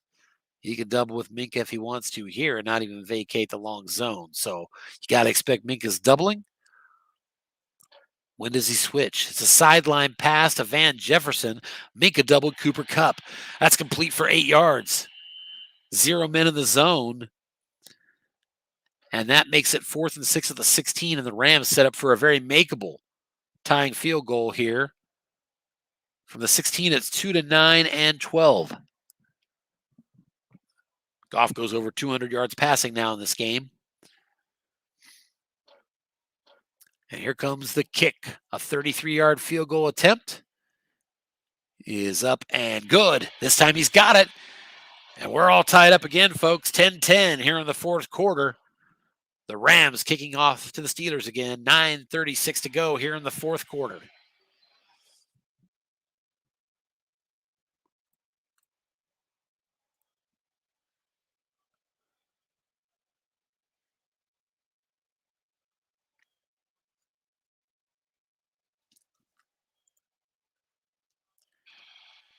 And that kick is out to the 20-yard line. So Steelers take over. 9 minutes to go. 1st and 10 at their 20, tied up. A 10-10 game. Crazy to think that these same two coaches, same two teams played to a 39-33 result earlier this year. 3 wide receivers split out. James Conner, the tailback. The Rams will blitz again with their safety, or at least show that blitz out of the 3-4. They're guessing pass, but it's a pitch out. James Conner going around the end. It goes to the defensive card, and that's going to be a 1-yard loss. Aaron Donald with his 7th tackle. He's not going to let you around that end. 6 yards if he'd gone around the other side, but 2nd and 11. Now at their own 19-yard line. 4 wide receivers split out for the Steelers, and the blitz being shown by the Rams out of the nickel. But it's another pitch out. James Conner going around the end once again.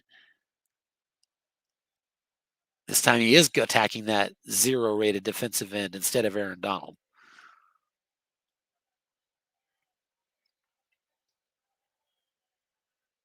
And we're just waiting on the roll here.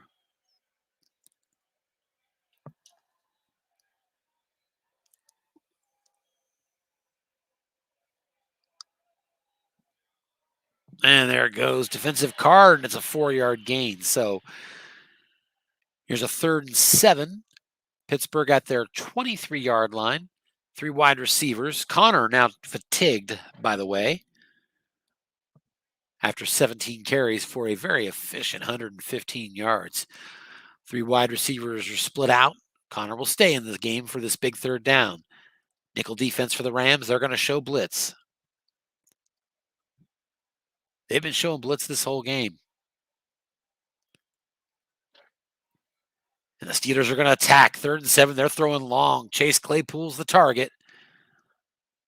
Roethlisberger has been on his card a lot, but hasn't had much success. He's back to his card. He's got it this time. It's a 9. Long gain. Claypool's got it. Let's see how far he goes. He's across the 50, down to the 40, 30, 20, 10, 5. Touchdown! He goes all the way. 77 yards for the big touchdown. And Roethlisberger, who did not have 77 yards passing in the game before that throw, gets a 77-yard burner to Claypool for the leading touchdown. Wow. More than doubles his yardage on that play halfway through the 4th quarter. I knew right away that double sixes said TD, but I didn't know how far Claypool can go, and that's why I didn't know if he was going to take it the distance until he did. But 77-yard touchdown, and here's the extra point. It's good, and 17-10, the Steelers are back on top. Big play. We've been watching that all game. Rams blitz a lot. It's got to tempt you to want to throw into the blitz. maybe get that cross. He kept throwing long, and finally Roethlisberger hits his number. And really had as good a time as any. Mid-fourth quarter, Steelers now up by a touch. Ensuing kickoff is deep, and the Rams down it. And so with 7:48 to go here in the Owls Tournament Championship, Rams get the ball back. They're down 7 points, 17-10. They're going to come out in a run formation. 2 tight ends. Cup and Woods split out wide. Cam Akers is your tailback deep. Steelers out of the 3-4. Minka's double teaming Cooper Kupp, but it's a long pass to Robert Woods. Got what he wanted. Coach Shaun McGinnis, let's see what he gets to the defensive card, and he's got it. Long gain. Robert Woods has it, and that's going to be a completion across midfield for 32 yards, and that's down to the Pittsburgh 43. So just like the Steelers finally took advantage of looking long, the Rams do the same thing, taking advantage of an empty zone that's been there with all the focus on Cooper Kupp. And Robert Woods now with 11 catches and 105 yards in this game. So 1st and 10 at the Steelers' 43-yard line. I mean, that's it. That's the right call. If he's going to double team the same receiver all day with the free safety, you got to at some point attack that empty zone with other receivers. Make him think about it. Here's an off tackle on 1st and 10. Cam Akers. By the way, Minka double teaming Cooper Kupp again on that play. And Cam Akers finally hits his number, snake eyes, and he's got a first down. That's 15 yards inside the 30 down to the 28. 6:36 to go. Steelers up by 7. Rams driving. 1st and 10 at the Steelers' 28-yard line. 3 wide receivers. Single setback is Darrell Henderson. Steelers will set up with a nickel defense. And there's an off tackle, Darrell Henderson, and that's doing nothing. That went to the defensive card. And -1 with a linebacker there. And that sets up a 2nd and 11. Rams just not having a lot of luck running the ball. 8 carries for 26 yards for Darrell Henderson, 3.3. And I believe Cam Akers, even after that big run, said he had a 3.6 average. 2nd and 11, 3 wide receivers split out. And here's a short pass, Josh Reynolds. The defense was guessing run. Here's an opportunity. But it goes to the defensive card, and it's going to be a long gain. Guess what? He hit the cross. Touchdown! Josh Reynolds scores. It was just a short pass, but the Steelers did show blitz. They opened up that cross, and sure enough, it's the Rams that hit it, getting a 10 on the defensive card. It's a result of receiver. You've got that cross by it, and that cross means if you're in that free safety blitz, here's a free long gain, and the Rams take that into the end zone. Jared Goff now waiting for this extra point from Matt Gay. See if he can tie the game. It's up, and it's good. And so this game is all tied up again, 17-17 as the 4th quarter heats up, 5:42 to go. And the ensuing kickoff is deep. The Steelers are surely going to down that, and they do. So 1st and 10. Steelers from their 25. And it's going to be interesting here. I'm curious, are we still at, I'm trying to remember, are we still at, is it 2 turnovers to 0? 3 turnovers to 0? Let's see, 1 interception for Goff and 1 fumble.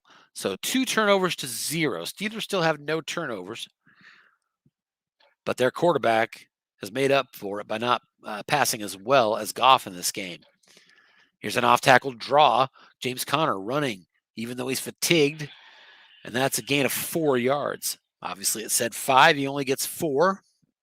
2nd and 6 at the 29-yard line.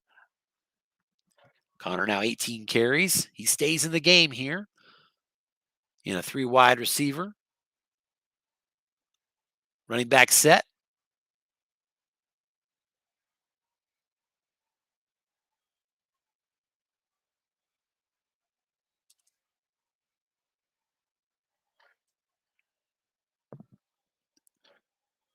And here's a square in pass, attacking a 4 linebacker. Juju Smith-Schuster is the target. Roethlisberger on his card. It's result of receiver, and Juju has that for 4 yards. Not enough for a first down. And with 4:30 to go, here's a big play. 3rd down and 2 for Pittsburgh at their own 33-yard line.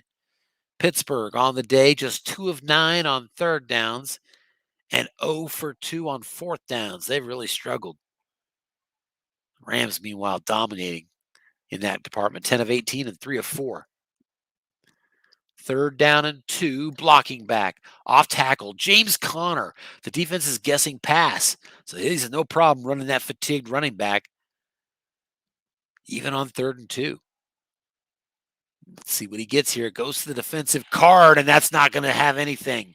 -2. There's a linebacker in the zone, and nothing doing there for James Conner. 4th and 4 from their 31. Just under 4 minutes to go now, and the Steelers have to punt back to the Rams.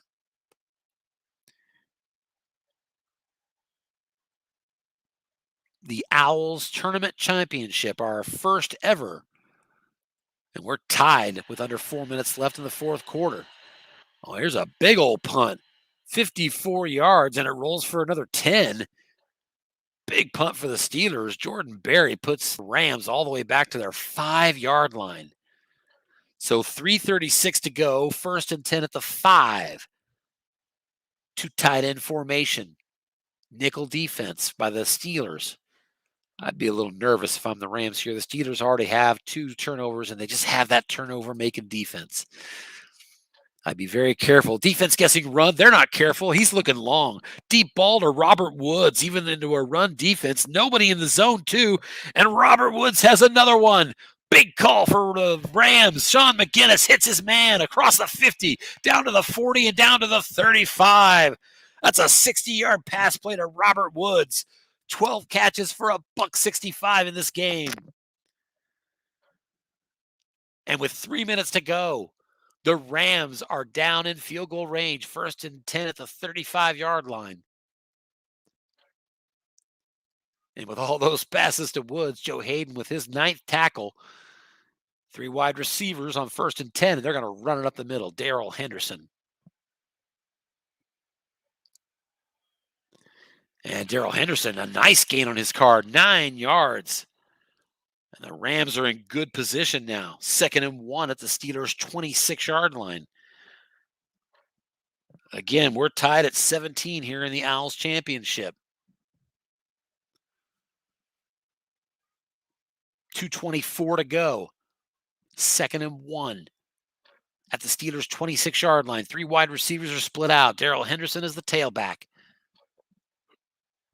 It's a sneak. Goff's going to try to push forward into a run defense. And he gets just the single yard he needs. Had a failed roll of blocking back, but with no one there, it's still a 1-yard run. And the Steelers will take their first timeout. On the plus side of the 2-minute warning, 1st and 10 Rams at their Steelers' 25-yard line with 2:06 to go.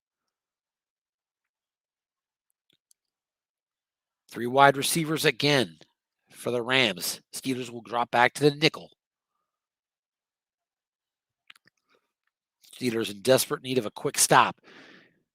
They're guessing pass, but it's a run up the middle. Darrell Henderson. And that's just a 2-yard gain, 2nd and 8. Let's see if the Steelers are going to take another timeout. Actually, it's a 2-minute warning. Nobody should take a timeout. And they don't. So we're at the 2-minute warning here in the OWLS Tournament Championship. We are tied. Steelers 17. The home Rams 17. Rams are driving. 2nd and 8 at the Steelers' 23-yard line. 3 wide receivers. Darrell Henderson, the single setback. He's already in a 2-8 field goal range. And it doesn't get much better as he moves inward.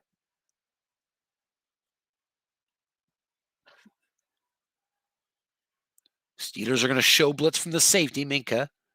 They're in a 3-4. Defense guessing pass. It's off tackle. Darrell Henderson, 5 yards on his card. And here comes the big play of the game. It's going to be 3rd and 3 at the 18-yard line. The Steelers call their second timeout. Rams still have all three, but the Steelers down to their last timeout, which means if they Steelers give up a first down here, the Rams can really just run this clock down to 1 second and try to kick the winner. 3rd and 3. Rams are going to show full house offense. Akers and Henderson in the backfield. Steelers 3-4. They're going to show blitz. Those Steeler linebackers, I think, are good against the run. I'd be probably putting them up on the line in this situation. Yeah, they don't look good against the pass, but against the run, he's got his outside linebackers are 6 and 5 against the run. Might want to put those guys on the line, blitz them in case it's a pass. I don't know. It's a screen pass against a run, and there's nobody in the zone. It looks like, no, there is a man in the zone, and it's incomplete. Somehow it counted as a man in the zone. I can't explain it. I'm sure there's a good explanation, but it went to the defensive card, and on 11, it's incomplete, and we have a 4th and 3 at the 18. So the Steelers do hold, and it's a field goal attempt by Matt Gay from 37 yards. No good. He shakes another. It was 2 through 9 and 12, and Matt Gay chokes another chippy. So 2 missed field goals, 2 turnovers, and a bunch of penalties have sort of combined to keep the Steelers in this game. And the Steelers now take over at their 25-yard line, 1:37 to go in the game. There's still only 1 timeout in their pocket, though.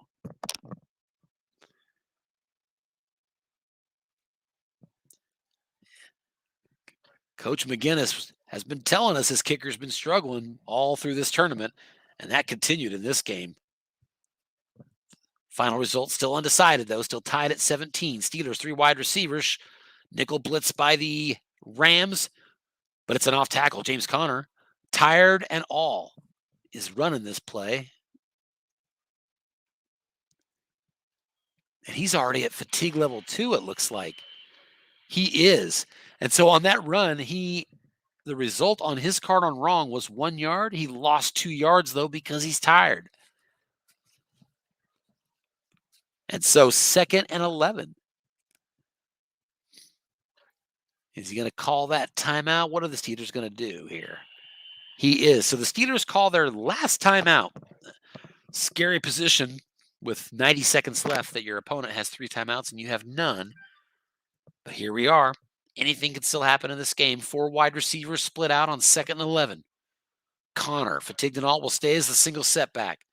The Rams will drop into the dime. They're inviting Conner to run at this point, and I don't blame them. Out of that dime defense, though, the Rams will show blitz. That's got short pass written all over it.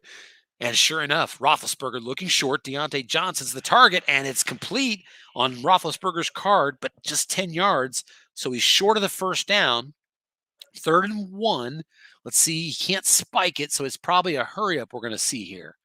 And it is. 1:07 seconds. He rushes up to the line. 67 seconds left in this game. Tied at 17. 3rd and 1. Steelers from their 34. They're going to stay in the spread formation and attack, or at least show that they're attacking. And the Rams will give up that first down run because they're on a dime. And the Steelers go off tackle wrong. And on the defensive card, Conner hits it. 15 yards for the 3rd time in this game. James Conner goes off tackle and with nobody there, hits a +5, but has a box by it. And that added yardage. Why does it say 2nd and 10 then? What am I missing? Let's see here. It was a 15-yard run. Why does it say 2nd and 10? It could be one of those glitches that'll clear up here in a second. Maybe I've lost my mind. I'm a little confused. I can play it back later to find out. Sometimes my mind just plays tricks on me. At any rate, what I'm seeing here, 52 seconds left, 2nd and 10. Pittsburgh at their own 49. Defense is going to guess run on this play from the nickel, and they're sure enough running James Conner. But guess what? James Conner doesn't care. 15 yards. James Conner, fatigued at level 2 at least, runs again into a run call on defense and still goes to the defensive card, gets the 4 result split of 2 through 8, 11, and 12, gets the 8, gets 15 yards, and they're in field goal range. They have spiked the ball here. So 37 seconds left for the Steelers, no timeouts. 2nd and 10 at the Rams' 36-yard line. The Steelers now going to show run offense in formation as a tight end offense. Defense will sit in the nickel, and the Steelers like to cross them up again. They're throwing short. Vance McDonald's the target, and he's flushed. Roethlisberger looking for a secondary target, and he's got one. That's complete. First down and more, down to the 18-yard line. James Conner with his 4th catch in this game. An 18-yard reception down to the 18-yard line. He did not get out of bounds. Let's see what they decide to do from here. The field goal is already a 2 through 10. And it looks like he ran up and spiked the ball. So 22 seconds left for the Steelers. They're 2nd and 10 at the 18. It's already a 2 through 10 field goal. It does go to a 2 to 11 if you want to keep trying. I think I'd run down the clock and take my shot. But we'll see. They're in the tight end formation. 3-4 defense from the Rams. 2nd and 10 at the 18. Just 22 seconds left in a tie game. The OWLS Tournament Championship. Defense guesses run, but it's a short pass. He's still going to attack. Juju Smith-Schuster's the target, and it's complete, but there's a penalty and holding call against Pittsburgh.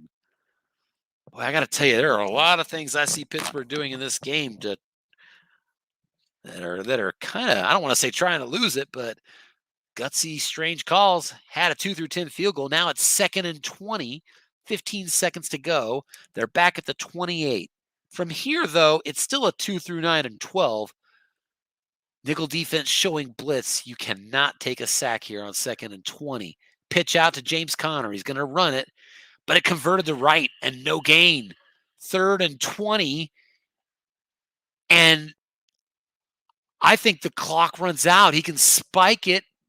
All he can do is spike it, and it'll leave 1 second. It didn't leave 1 second. What did he do? Did he let it run out deliberately? It looked like it was going to leave a second on the clock. I'm confused. But we are in overtime, it looks. Hey, yeah, we're in overtime. Steelers missed their opportunity to win that game with a field goal. Rams get yet another opportunity. And the second half coin toss goes to the Steelers. I'm sorry. Yeah, it goes to the Steelers, and the Rams kick it to them. 10 minutes put on the clock. 2 timeouts each, and the Steelers get first possession starting from their 25-yard line.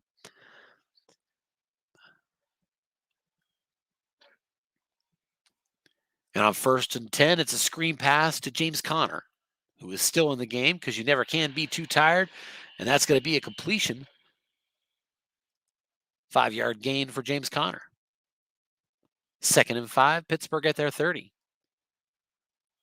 I'm not sure I understand the commitment to Conner. Of course, even as I say that, he gained 30 yards on a couple of plays that last drive that he had in many ways no business getting.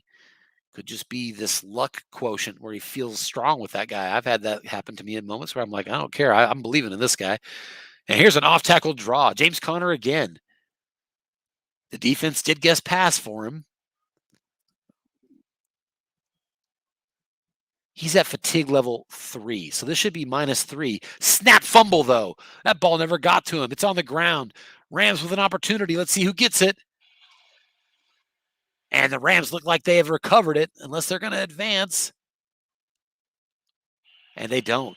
So a big fumble. The Steelers, their first turnover, happens in overtime, and the Rams have it 1st and 10 at the Steelers' 28-yard line. And they're going 3 wide receivers. Defense is in the nickel. Defense guesses run. It's an off tackle. Cam Akers. It goes to the defensive card, and Cam Akers finds the number. 1st down and more for Cam. And a box to boot. Cam Akers plows forward. A gain of 22. And it's 1st and goal at the 6. And from here, even at the 6, it's only a 2 to 9 and 12. So they're going to go for it. Defense guesses run. Short pass. Cooper Kupp. End zone. Touchdown. Rams win it. And it's only fitting that the game ends on a touchdown to Cooper Kupp. Just his 6th catch of the game for 44 yards.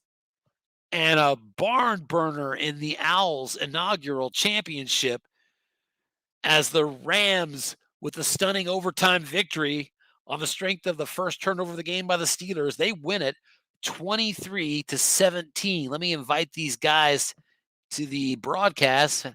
I will post the link now in our chat for you to join if you like. Interview time. All right, let's see if we can't get these guys to join the broadcast here. Let me take that right there. Control C. I think that, oh, come on.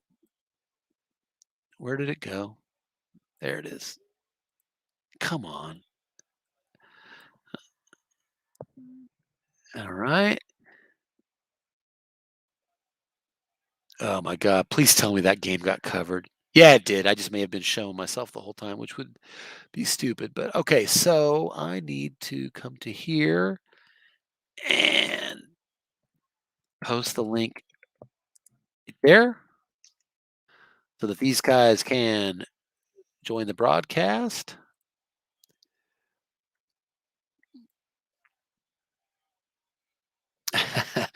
So I'm broadcasting a little differently today. My computer screen died, everybody, and I'm getting a new computer screen, but I can still use my computer. I'm using an HDMI cord to run it, and I'm actually using my computer on the big screen TV because right now that's the only way my computer will work. And we'll see how fast it gets fixed, but I will probably be playing that way for the remainder of the season all the way through my Super Bowl victory. So I decided to sneak that in there. We'll see if anybody shows up that wants to question me on that. So I've just let Shaun in. Shaun, are you able to hear me? I can hear you. Hey, how you doing, buddy? That was very unexpected, but I'm doing good. Apparently, this is won the game. Hang on. Just give me just a second if you don't mind. I need to turn down my game volume so that I can hear you. And you know what? Here's what I want to do. I'm just going to do this. Bear with me, Shaun. I'm going to take a screenshot of this. Well, I'm not going to do that. Let me just take a look here. You know what? We'll come back to it if we need to. I just need to get the volume down. Game options. Do not give me just a second here. Animation speed. Come on, where's the volume?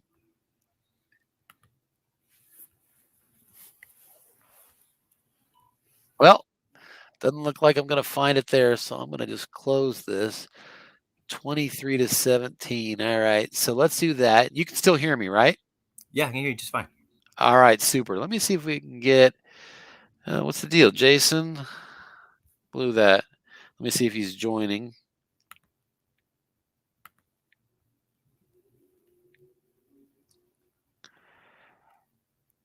Let me first, now that I've reached out to him, and we'll see if he shows up. Let me at least come out and say congratulations on a big, big win there, Shaun. That was a great game. What'd you think, man? It was definitely a defensive battle, and neither of us were getting the roles that we needed until kind of that big touchdown bomb that he threw to take the lead 17-10. It was just kind of a bunch of punting going back and forth, hanging out in the middle of the field. Yeah. So I got to ask you, I mean, I would ask him too, but I want to ask it from your perspective. I want you to kind of talk to me about the mind game that was Minkah Fitzpatrick and Cooper Kupp in this matchup. Yeah, basically, he took out Kupp. You know, he just decided I wasn't going to let your best player beat me. You're going to have to beat me some other way, and that's what he almost that's what he tried to do. It was a great game plan because I found out early on that Kupp was just not going to be able to do much. Yeah, his commitment to that was total, which kind of surprised me. I know that Kupp is great, but I mean, I'll pull off the cards right now because I'm actually kind of curious. But I mean, I know Kupp is insane this year in real life, but I think last year I thought his card was, basically, similar to Robert Woods. I don't know that Woods is honestly, that much worse. It was very similar to Robert Woods. I preferred him taking Kupp over Woods because Woods has a better deep threat. Yeah. I'm looking at it right now, and you're absolutely right. If you're going to go deep, Woods is the bigger threat, Right.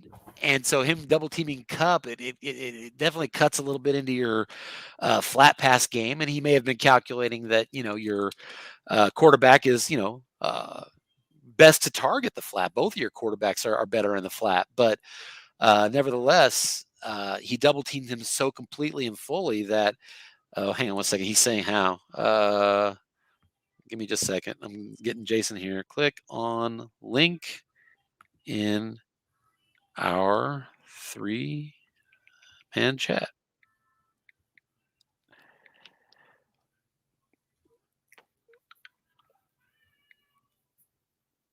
All right, we'll see if he comes in.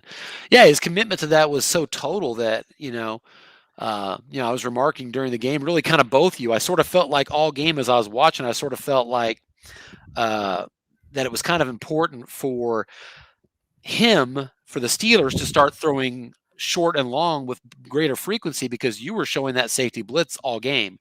And I wouldn't want to throw into your blitz ever, but if you're going to add the safety blitz, I kind of like the idea of getting the possible free long gain.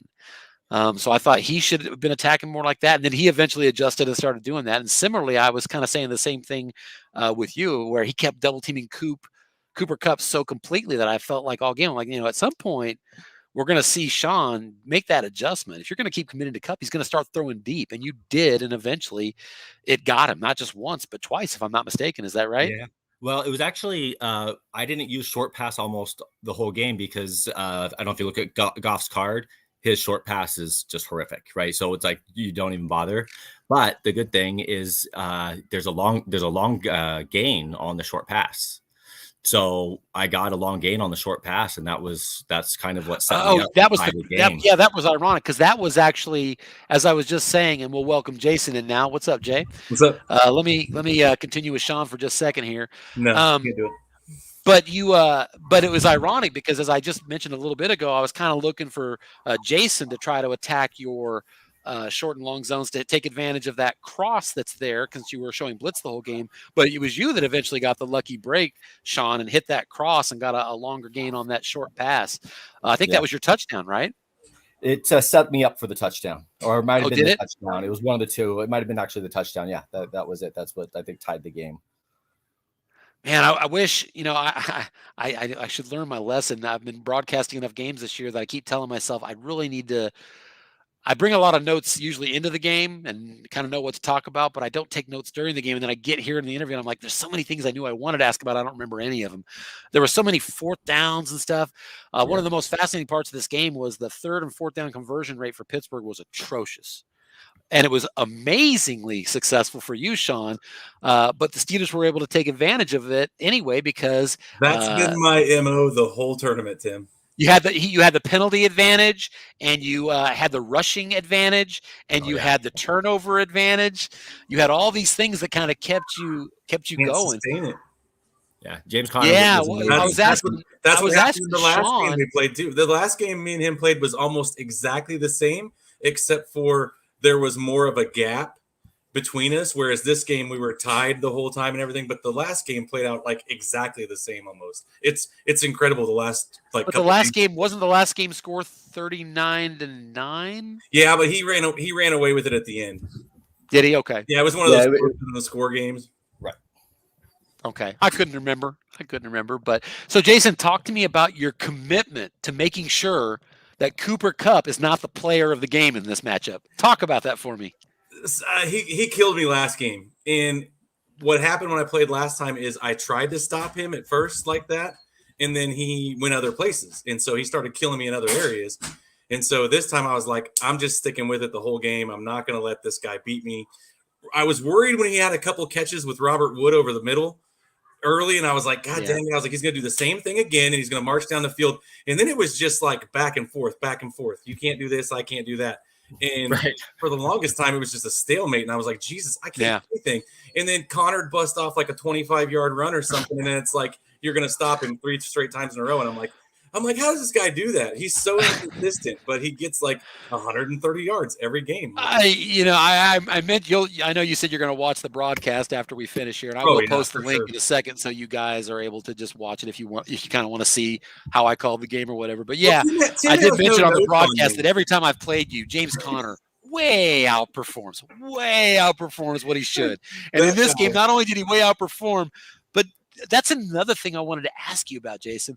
So there are a lot of ways that when I watch this game, I probably wouldn't say this to anybody else, but you and I, we've hung out. We know each other, right? So there are a lot of ways that you play this game that were really strange to me. And one of them was, all those double teams on Cooper Kupp that we were talking about, because it left Robert Woods open. I kept waiting for him to throw deep. And when he started doing that late, you started kind of paying a price on that. But the other question I had was, what was your total commitment to James Conner from a standpoint of, I finally kind of said on the broadcast that at this point, when his fatigue level reached fatigue level 3 and you're losing 3 yards on any carry that goes to his card, I sort of felt at that time he's probably only running him out of a sense of loyalty and what I call the luck quotient, which is sometimes you have a player you're so damn good with. I've been there myself sometimes. I got so much faith. I don't care if he's doubled. I'll bet he's going to get this.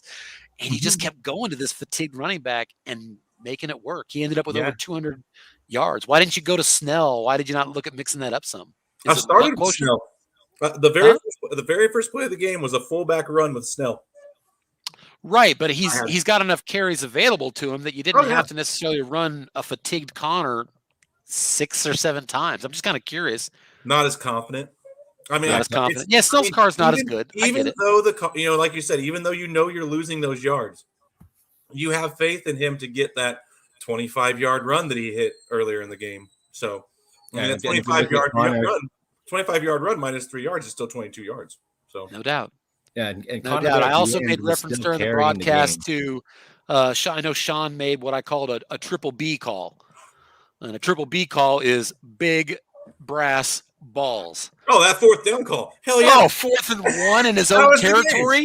I know. What was the help me out? What was the game situation? Where were we at with clock and score at that point? I couldn't believe he was going for it. I was like, that's ballsy. It was 10-7. Yeah, Shaun, where were you at when you went for that one? Yeah, I remember that clearly. It was like on the 31. It was a game that he was taking everything he wanted to do. He was marching down the field. I couldn't stop him. I couldn't get anything going, and I couldn't just give him back the ball. If I gave him back the ball on a punt right there, it just felt like he was going to march right back down the field, and I was going to be out of the game. So, but the score was, and I remember now, the score was 10-7 at that point. What was the clock? What was the quarter game situation? Did anybody remember? There was still plenty of time left. Quarter, I think it was like 8 or 9 minutes left in the fourth quarter. Still, fourth quarter. No, I just thought that was. I didn't think it was the fourth. I think it was the third call. Yeah, it was a ballsy call. Wow. It was an aggressive call, but I felt just at that moment that if I didn't make this call, giving him the ball back at this point in time was just going to kill me. So Shaun is a very much I can't give the ball back to him because he's going to score. He does it all the time. So I don't even think his calls like I'm like, man, that's ballsy. And it is. But I'm like, that's just how Shaun plays. I've played him enough times to know that. Right, and I certainly don't mean to be critical. It can sound like that. I guess I don't mean to be critical, legitimately critical, but I mean to be critical from a critical eye. Let's look at. I like to discuss and look at things from a kind of a critical eye, and that was ballsier than I would do. But I've seen guys in the league do that, especially to me because I play the Chiefs, and in the league, a lot of teams like to go for 4th downs against me, just like they do against the real life Chiefs. So I get that a lot. I'm thinking it might have been a tie ball game, actually, to tell you the truth, Tim, because if it was in the third quarter, like I'm starting to think Shaun might be right on the third quarter, too. And if it was in the third quarter, I'm pretty sure we were tied. It was 7-7. It could have been a tied game. It very much may have maybe been. So. But it's just I needed that momentum. I needed that big play. We're all looking for that momentum, and that's what I felt at that moment. That hey, it's only 1 yard. We can make it happen. I'm not going to throw it at this point because you're going to take out Kupp anyway. So let's see what happens. And it turned out. Here's another question I had, Jason. I was also kind of curious on the broadcast. I know I called out like really because I think it was overtime, and you were in field goal range with a 2 through 10. You were already in 2 through 10 for a winning field goal if you don't lose any yardage. I sort of at that point thought I would just run the line once. I'm not going to get I mean, yes, you can get a 2 through 11 with your kicker, but a 2 through 10 is so good. I was afraid, what if I snap fumble? Who knows? You ended up getting a penalty. Holding penalty draws you back. Then you have to get aggressive. Incompletions follow, and an opportunity ends up getting kind of wasted. I was kind of surprised not to see you just run it while you had that 2 through 10. Do you remember the game situation? Do you remember the time in that moment? Oh, that would have been game over. Well, it was overtime. Is that right? No, it wasn't. It was for the end of the. Oh, it was right before. Yeah. You're right. Right before overtime, you could have won that. Yeah, you had the 2 through 10, and you were still aggressive and throwing even. So it's kind of the same thing that Shaun deals with. My kicker hasn't been great either. Yeah, I've had one game where Boswell just killed it, and he hit like 5 field goals and hit every extra point. But that's a freaking unicorn. That doesn't happen. Yeah. And Shaun, I know. When he lined up for that last field goal, I was like, this dude could miss it. I was like, he really could. 2 through 9 and 12. Yeah. But exactly. They're not kicks we should miss either. That's the thing with me and Shaun is a lot of times we're missing kicks with our kickers that we're like, we should have made that. And we just 12. Yeah. There've been a lot of 11s and 10s and 11s that just were not expected. Yeah, exactly. Our kickers have been atrocious. That game played out exactly like I expected it to be honest. Well, it was a really, really good game. What else am I missing that were some of the big highlights that I'm not thinking about right now? So I think one of the biggest points in the game that people wouldn't really realize unless they were football people was I was driving at the end of the first half, and he stopped me, and I got 0 points, and then he got the ball back, and I think nothing happened. But anyways, I was to get the ball after half. So if I could have got any points on the board and then scored, I'm in a good position, right? Well, he stops me in the first half. Then I get the ball at the beginning of the second half, and lo and behold, I'm 3 and out again because he stops me again. So I pissed away a whole chance to take like a 10-point lead or maybe even get 6 points. Yeah. And so that hurt. That killed me because I was thinking the whole time, I was like, I'm good. I get the ball at half, and I didn't do anything. Wow. And it seemed the opposite for me where, I think he got a lot of breaks on some of these penalties and just, he connected on some plays that worked. So turnovers and so forth. And then for me, I got lucky with some of these stops and his 3rd and 4th down conversions. That's where my luck came in. Right. So we both had different areas of luck in that game. Huh? The special teams were weird. His special teams played horrible. Yeah, but they also, they're I mean, he like kicker. Plus, he muffed that punt too. Yeah, he muffed the punt. He got one like on the 1 yard line or something. I mean, he just had some. I mean, that one worked out for him. He scored on a long. And you had that big booming punt that put him all the way back to the 5 yard line. But that was immediately. I think very first play he hits that 60-yarder to Robert Woods. Yeah. That was the game changer right there. That made me know. Okay, so the game's not quite over yet. Because it did not feel good at going on the 1 yard line or the 3 yard line. And I ain't gonna lie, I woke the dead when I scored my touchdown here. I was like, oh my God. I was like, finally I connected on something. Because I'd only went deep a couple times, to be honest.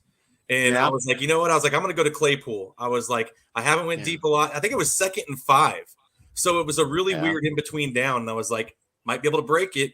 And I saw defenses in the wrong zone, and I'm like, got a chance. And then it hits it for like a touchdown. I was like, man, that's like 87 or 78 yards. Yeah, I was telling Shaun before you came on that the natural flow of the game with you constantly being aggressive with Minka and him constantly being aggressive with the safety blitz.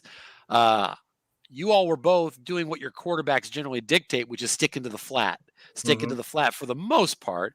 But with you just being so aggressive with Minka the whole game, I'm like, at some point, Shaun's going to start throwing deep. And also, same with you. I'm like, Shaun's safety blitzing all the time. At some point, you got to start attacking that and hoping to get that cross. And sure enough, as the game wore on, both of you were like, adjusting. I haven't had success against Shaun throwing deep, even with that same strategy. I don't. The only person I have really good success against in this league going deep is Rudy. I can go deep on the Saints like it's my job, but everybody else I kind of struggle with. So he actually our first matchup, he went deep on me so often that and just was so easy for him to do so that even though I was blitzing the whole time, I still had to keep my safety back the entire game. I was not able to have my safety come up and help with his runs because I was just so afraid of him going deep and giving up a touchdown rather than 15 yards. Sure. Sure, and you also weren't getting the same balance that Jason and the Steelers were. Your running game seemed to be. I know late in the fourth quarter, you had two running backs, and neither one of them was 4 yards a carry. Yeah, you were really struggling to get some road plowed from that tailback position. No, I mean, it says that my average per rush was 4.4, whereas yeah, and that's very surprising to me. Whereas, Pittsburgh was 5.1. Oh, I just realized I know why that is, because I said that was late in the fourth quarter. You closed this game out on a 22-yard run from Cam Akers. That probably helped a little bit. That was probably going to be the difference maker there, because my running was horrible all game. That's probably the game winner. Well, I will say this, guys. We've kind of made a commitment in the USFFL to broadcast at least one game every single week. And we have. Some weeks we've broadcasted 3 or 4, and we've broadcasted every team in the league this year except one. There's only one team we didn't get to. But in all those games I broadcast, man, you get too many games. You get a lot of games that you're like, I wish this was a good game, but it's now 38-6. But you guys treated me and anybody else that decides to watch to a really good first ever OWLS championship. So I really appreciate that. It was good to cover it. I appreciate you guys. Hey, let me wrap it up with a couple thoughts and then just kind of see where you guys want to go with it. If you have any questions or anything. I know Jason, obviously a little bit. Shaun, I just kind of getting to know you a little bit real quick. And these are probably questions you've answered when we exchanged emails many months ago. I just don't remember. Yeah. Where are you located geographically in the Southern US California? Here? So I'm outskirts of Los Angeles in Orange County. Okay. Yeah. Okay. I was actually born in Van Nuys, so real close to there. Yeah, not too far. Only lived there till I was 2, but I don't claim that as my state, but that's where I came from. Okay, and the other question I had, Shaun, I know about Jason's experience. I'm kind of curious, what is your experience playing Stratomatic football online or offline prior to? This is my first bout about it. So there's definitely plays that happen that I'm not 100% sure. Okay, why did the card read this way? I was expecting it to read something different than this, right? So this is I hear you. Online playing it. Let me tell you a little bit about why I asked that. So this is kind of embarrassing to admit, but I've always tried to not pretend to be something I'm not. So as I tell the guys in the league, probably at least half of the league probably knows the rules better than I do. Right. But an example, so there are a lot of rules that I don't know the specifics, but I know the general. So an example of that is when you're in that 3 wide receiver formation with 1 halfback, the fact that you're in 3 wide receivers, if you run out of a 3 wide receiver set, you have a 1 in 3 chance, if it comes to your card, of it being on right, even though they guessed pass. It can convert it to right. So like a lot of rules, I know it's a 1 in 3 chance, so I have an idea of what will happen and how often it will happen. I just don't know what triggers it. Right. So I did finally learn that if you roll a 1, I think, on the white dice, that the run triggers it to being on right instead of wrong. Yeah, but I bring that up because I don't know enough about the rules compared to my peers, but the broadcasts, especially when Anthony does it, Anthony has some real skills for the broadcast, but more importantly, he's got some real skills for the game and the knowledge. And I've been playing this Super Bowl last year. Huh? Is he the guy that did the Super Bowl when you played Dallas? He probably is. Yeah. I watched he that plays the Chargers right now. Bald guy, cigar. Yeah, I was super impressed. You're right. That dude did a fantastic. Yeah, and I learned more from that than I did from looking at the cards. Yeah. So I've played this game for 4 decades. And just been lazy about kind of constantly knowing all the rules, but I should know more than I do. But if I watch him, I learn shit. I learn shit every time I listen to Anthony. So I try to encourage Anthony to broadcast as much as he can.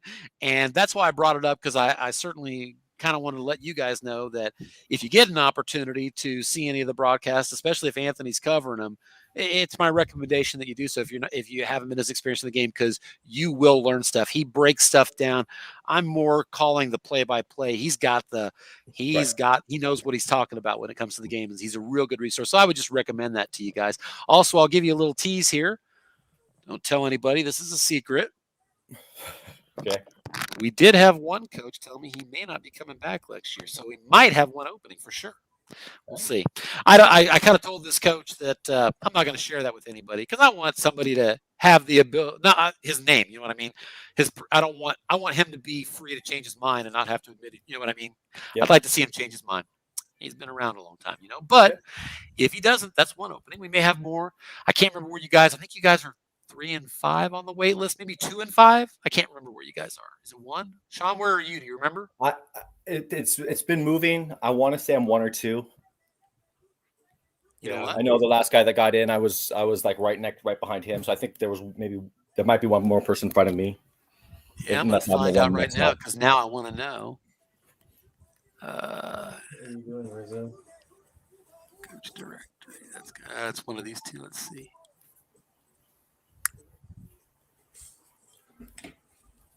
There it is.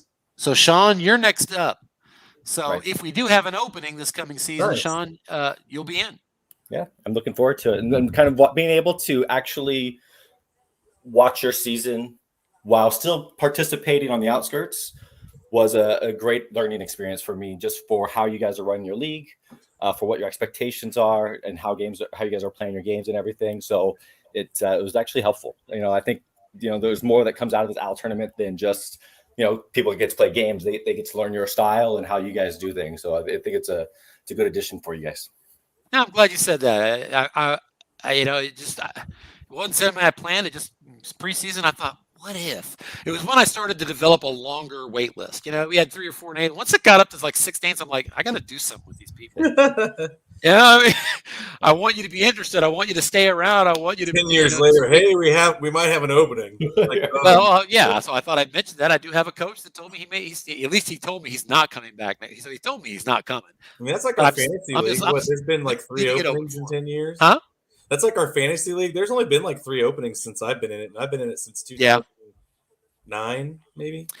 And the other thing that's kind of nice, I will say this about the league, that in my experience, if you have like a certain team you want, like Jason, I know you'd love to get the Steelers, right? I know I would love to get the Chiefs. If you have a certain team that you really want, maybe you get it, maybe you don't. But if all you really want is to have a team that you're kind of like and then is a good team, yeah, if you want it, yeah, you get in the league and as people, change teams, your name moves up the list, and at some point you don't have to be that far up the list to find a good team available. Yeah. See, I'm a video game junkie. Yeah, I'm a video game junkie. So I mean, I'd like to have the Steelers, but we're probably going to be in a rebuild for a couple of years. So I mean, if I have to take Tampa and Tom, I might, I could do something like that if I had to. But no, I really enjoy playing with other teams on this team. I've only done it against the computer. I've never played anybody else with another team. But one thing I would think would be kind of interesting to see is those of us that played in this tournament, we had fun. I mean, I think the four of us, whatever, we had fun. Yeah. I enjoyed it. I learned a lot about the game. I scrimmaged against you a handful of times, even before we started playing. So, I mean, I probably got 20, 25 games under my belt now. But I still feel like I don't know shit about the game. So it's like, oh my God, it's like I could totally learn more. So I was wondering if you wouldn't mind, because I think you run things. I do indeed. Sometimes to a degree. I have a great staff. Let's put it that way. maybe reach out to maybe reach out to the others that are in the wait list that didn't participate and see if maybe they're like, hey, we might run a second one just to play and see what happens. Or maybe even some of the people in your regular league that are like totally out of the playoffs. Maybe they could pick a team and play. Like, what if you have somebody that's like 2-10 right now? Be like, hey, you could jump in this tournament and play a couple games instead of maybe playing round robin. Maybe play a bracket. Yeah, we got a couple 2-10s. We got a couple 0-14s. But yeah, I would say that I don't know that I would start another tournament this late because we're already like in our regular season. We only have 2 games left. So, I mean, we're almost done at this point. I'm pretty sure football season lasts 365 days a year. Oh, I didn't say. Listen, Jess Geller of the Panthers, he and we set up 2 tournaments over the offseason this year. And I was like, I'm still playing baseball on my PlayStation, Tim. It's January or almost January. I'm playing baseball on my PlayStation. So okay, well, that's the beauty of me running this league is I don't know any other sports. I used to before I was married, and now I'm divorced, and I could pay attention to other sports, but I just love football too much. It's all Yep. football for me. I'd rather spend. I always say I would enjoy a preseason NFL game far more than a playoff game in any other sport, and it's true. I just love the NFL that much. So, Yep. And Stratomatic gives you that ability of like when you're watching a game, like, oh man, I totally would have done this. You can actually totally do that now. So I mean, that's something I kind of like. Be like, you know what? I remember that situation from the game, and they did this. I'm going to try this because I think that might work. Well, I'll see if I can get Anthony to call a couple games down the stretch here. So you guys keep an eye for that. If you look at, and I think Jason, just today I added you to, I think the scheduled games channel. Yes, is where I added you. You weren't on that. So, but the scheduled games channel is where we post the games when they're scheduled, and then when you actually play the game, you'll go there to post the game number if you want to just join it and watch it. But if it's a game we're going to broadcast, we'll generally tell you in advance. We have a Slack channel that says USFFL broadcasts. I don't know if you're both on that. I'll double check before I get off here. I think so. Or when I get off. But yeah, as long as you're in that channel, if we're going to broadcast a game, we post it there. And the way it works is the link is out there. It's the link you just clicked right now. As soon as we get done here, I'll close the broadcast, and then I'll delete that link and replace it with the link that is the recording of the whole thing. So that link won't work again once I do that. I'm going to be interested to hear that, to hear someone else's take on how I play. You know what I mean? That'll be interesting. Yeah, it is. It's interesting. I got to tell you, when Anthony calls a game, anybody calls a game that I was playing, that's the first thing I do. I want to go back and listen and, what did they say when I made this call? You're like, you know what? I was thinking the same thing, and I went the other route. So I wonder what would have happened.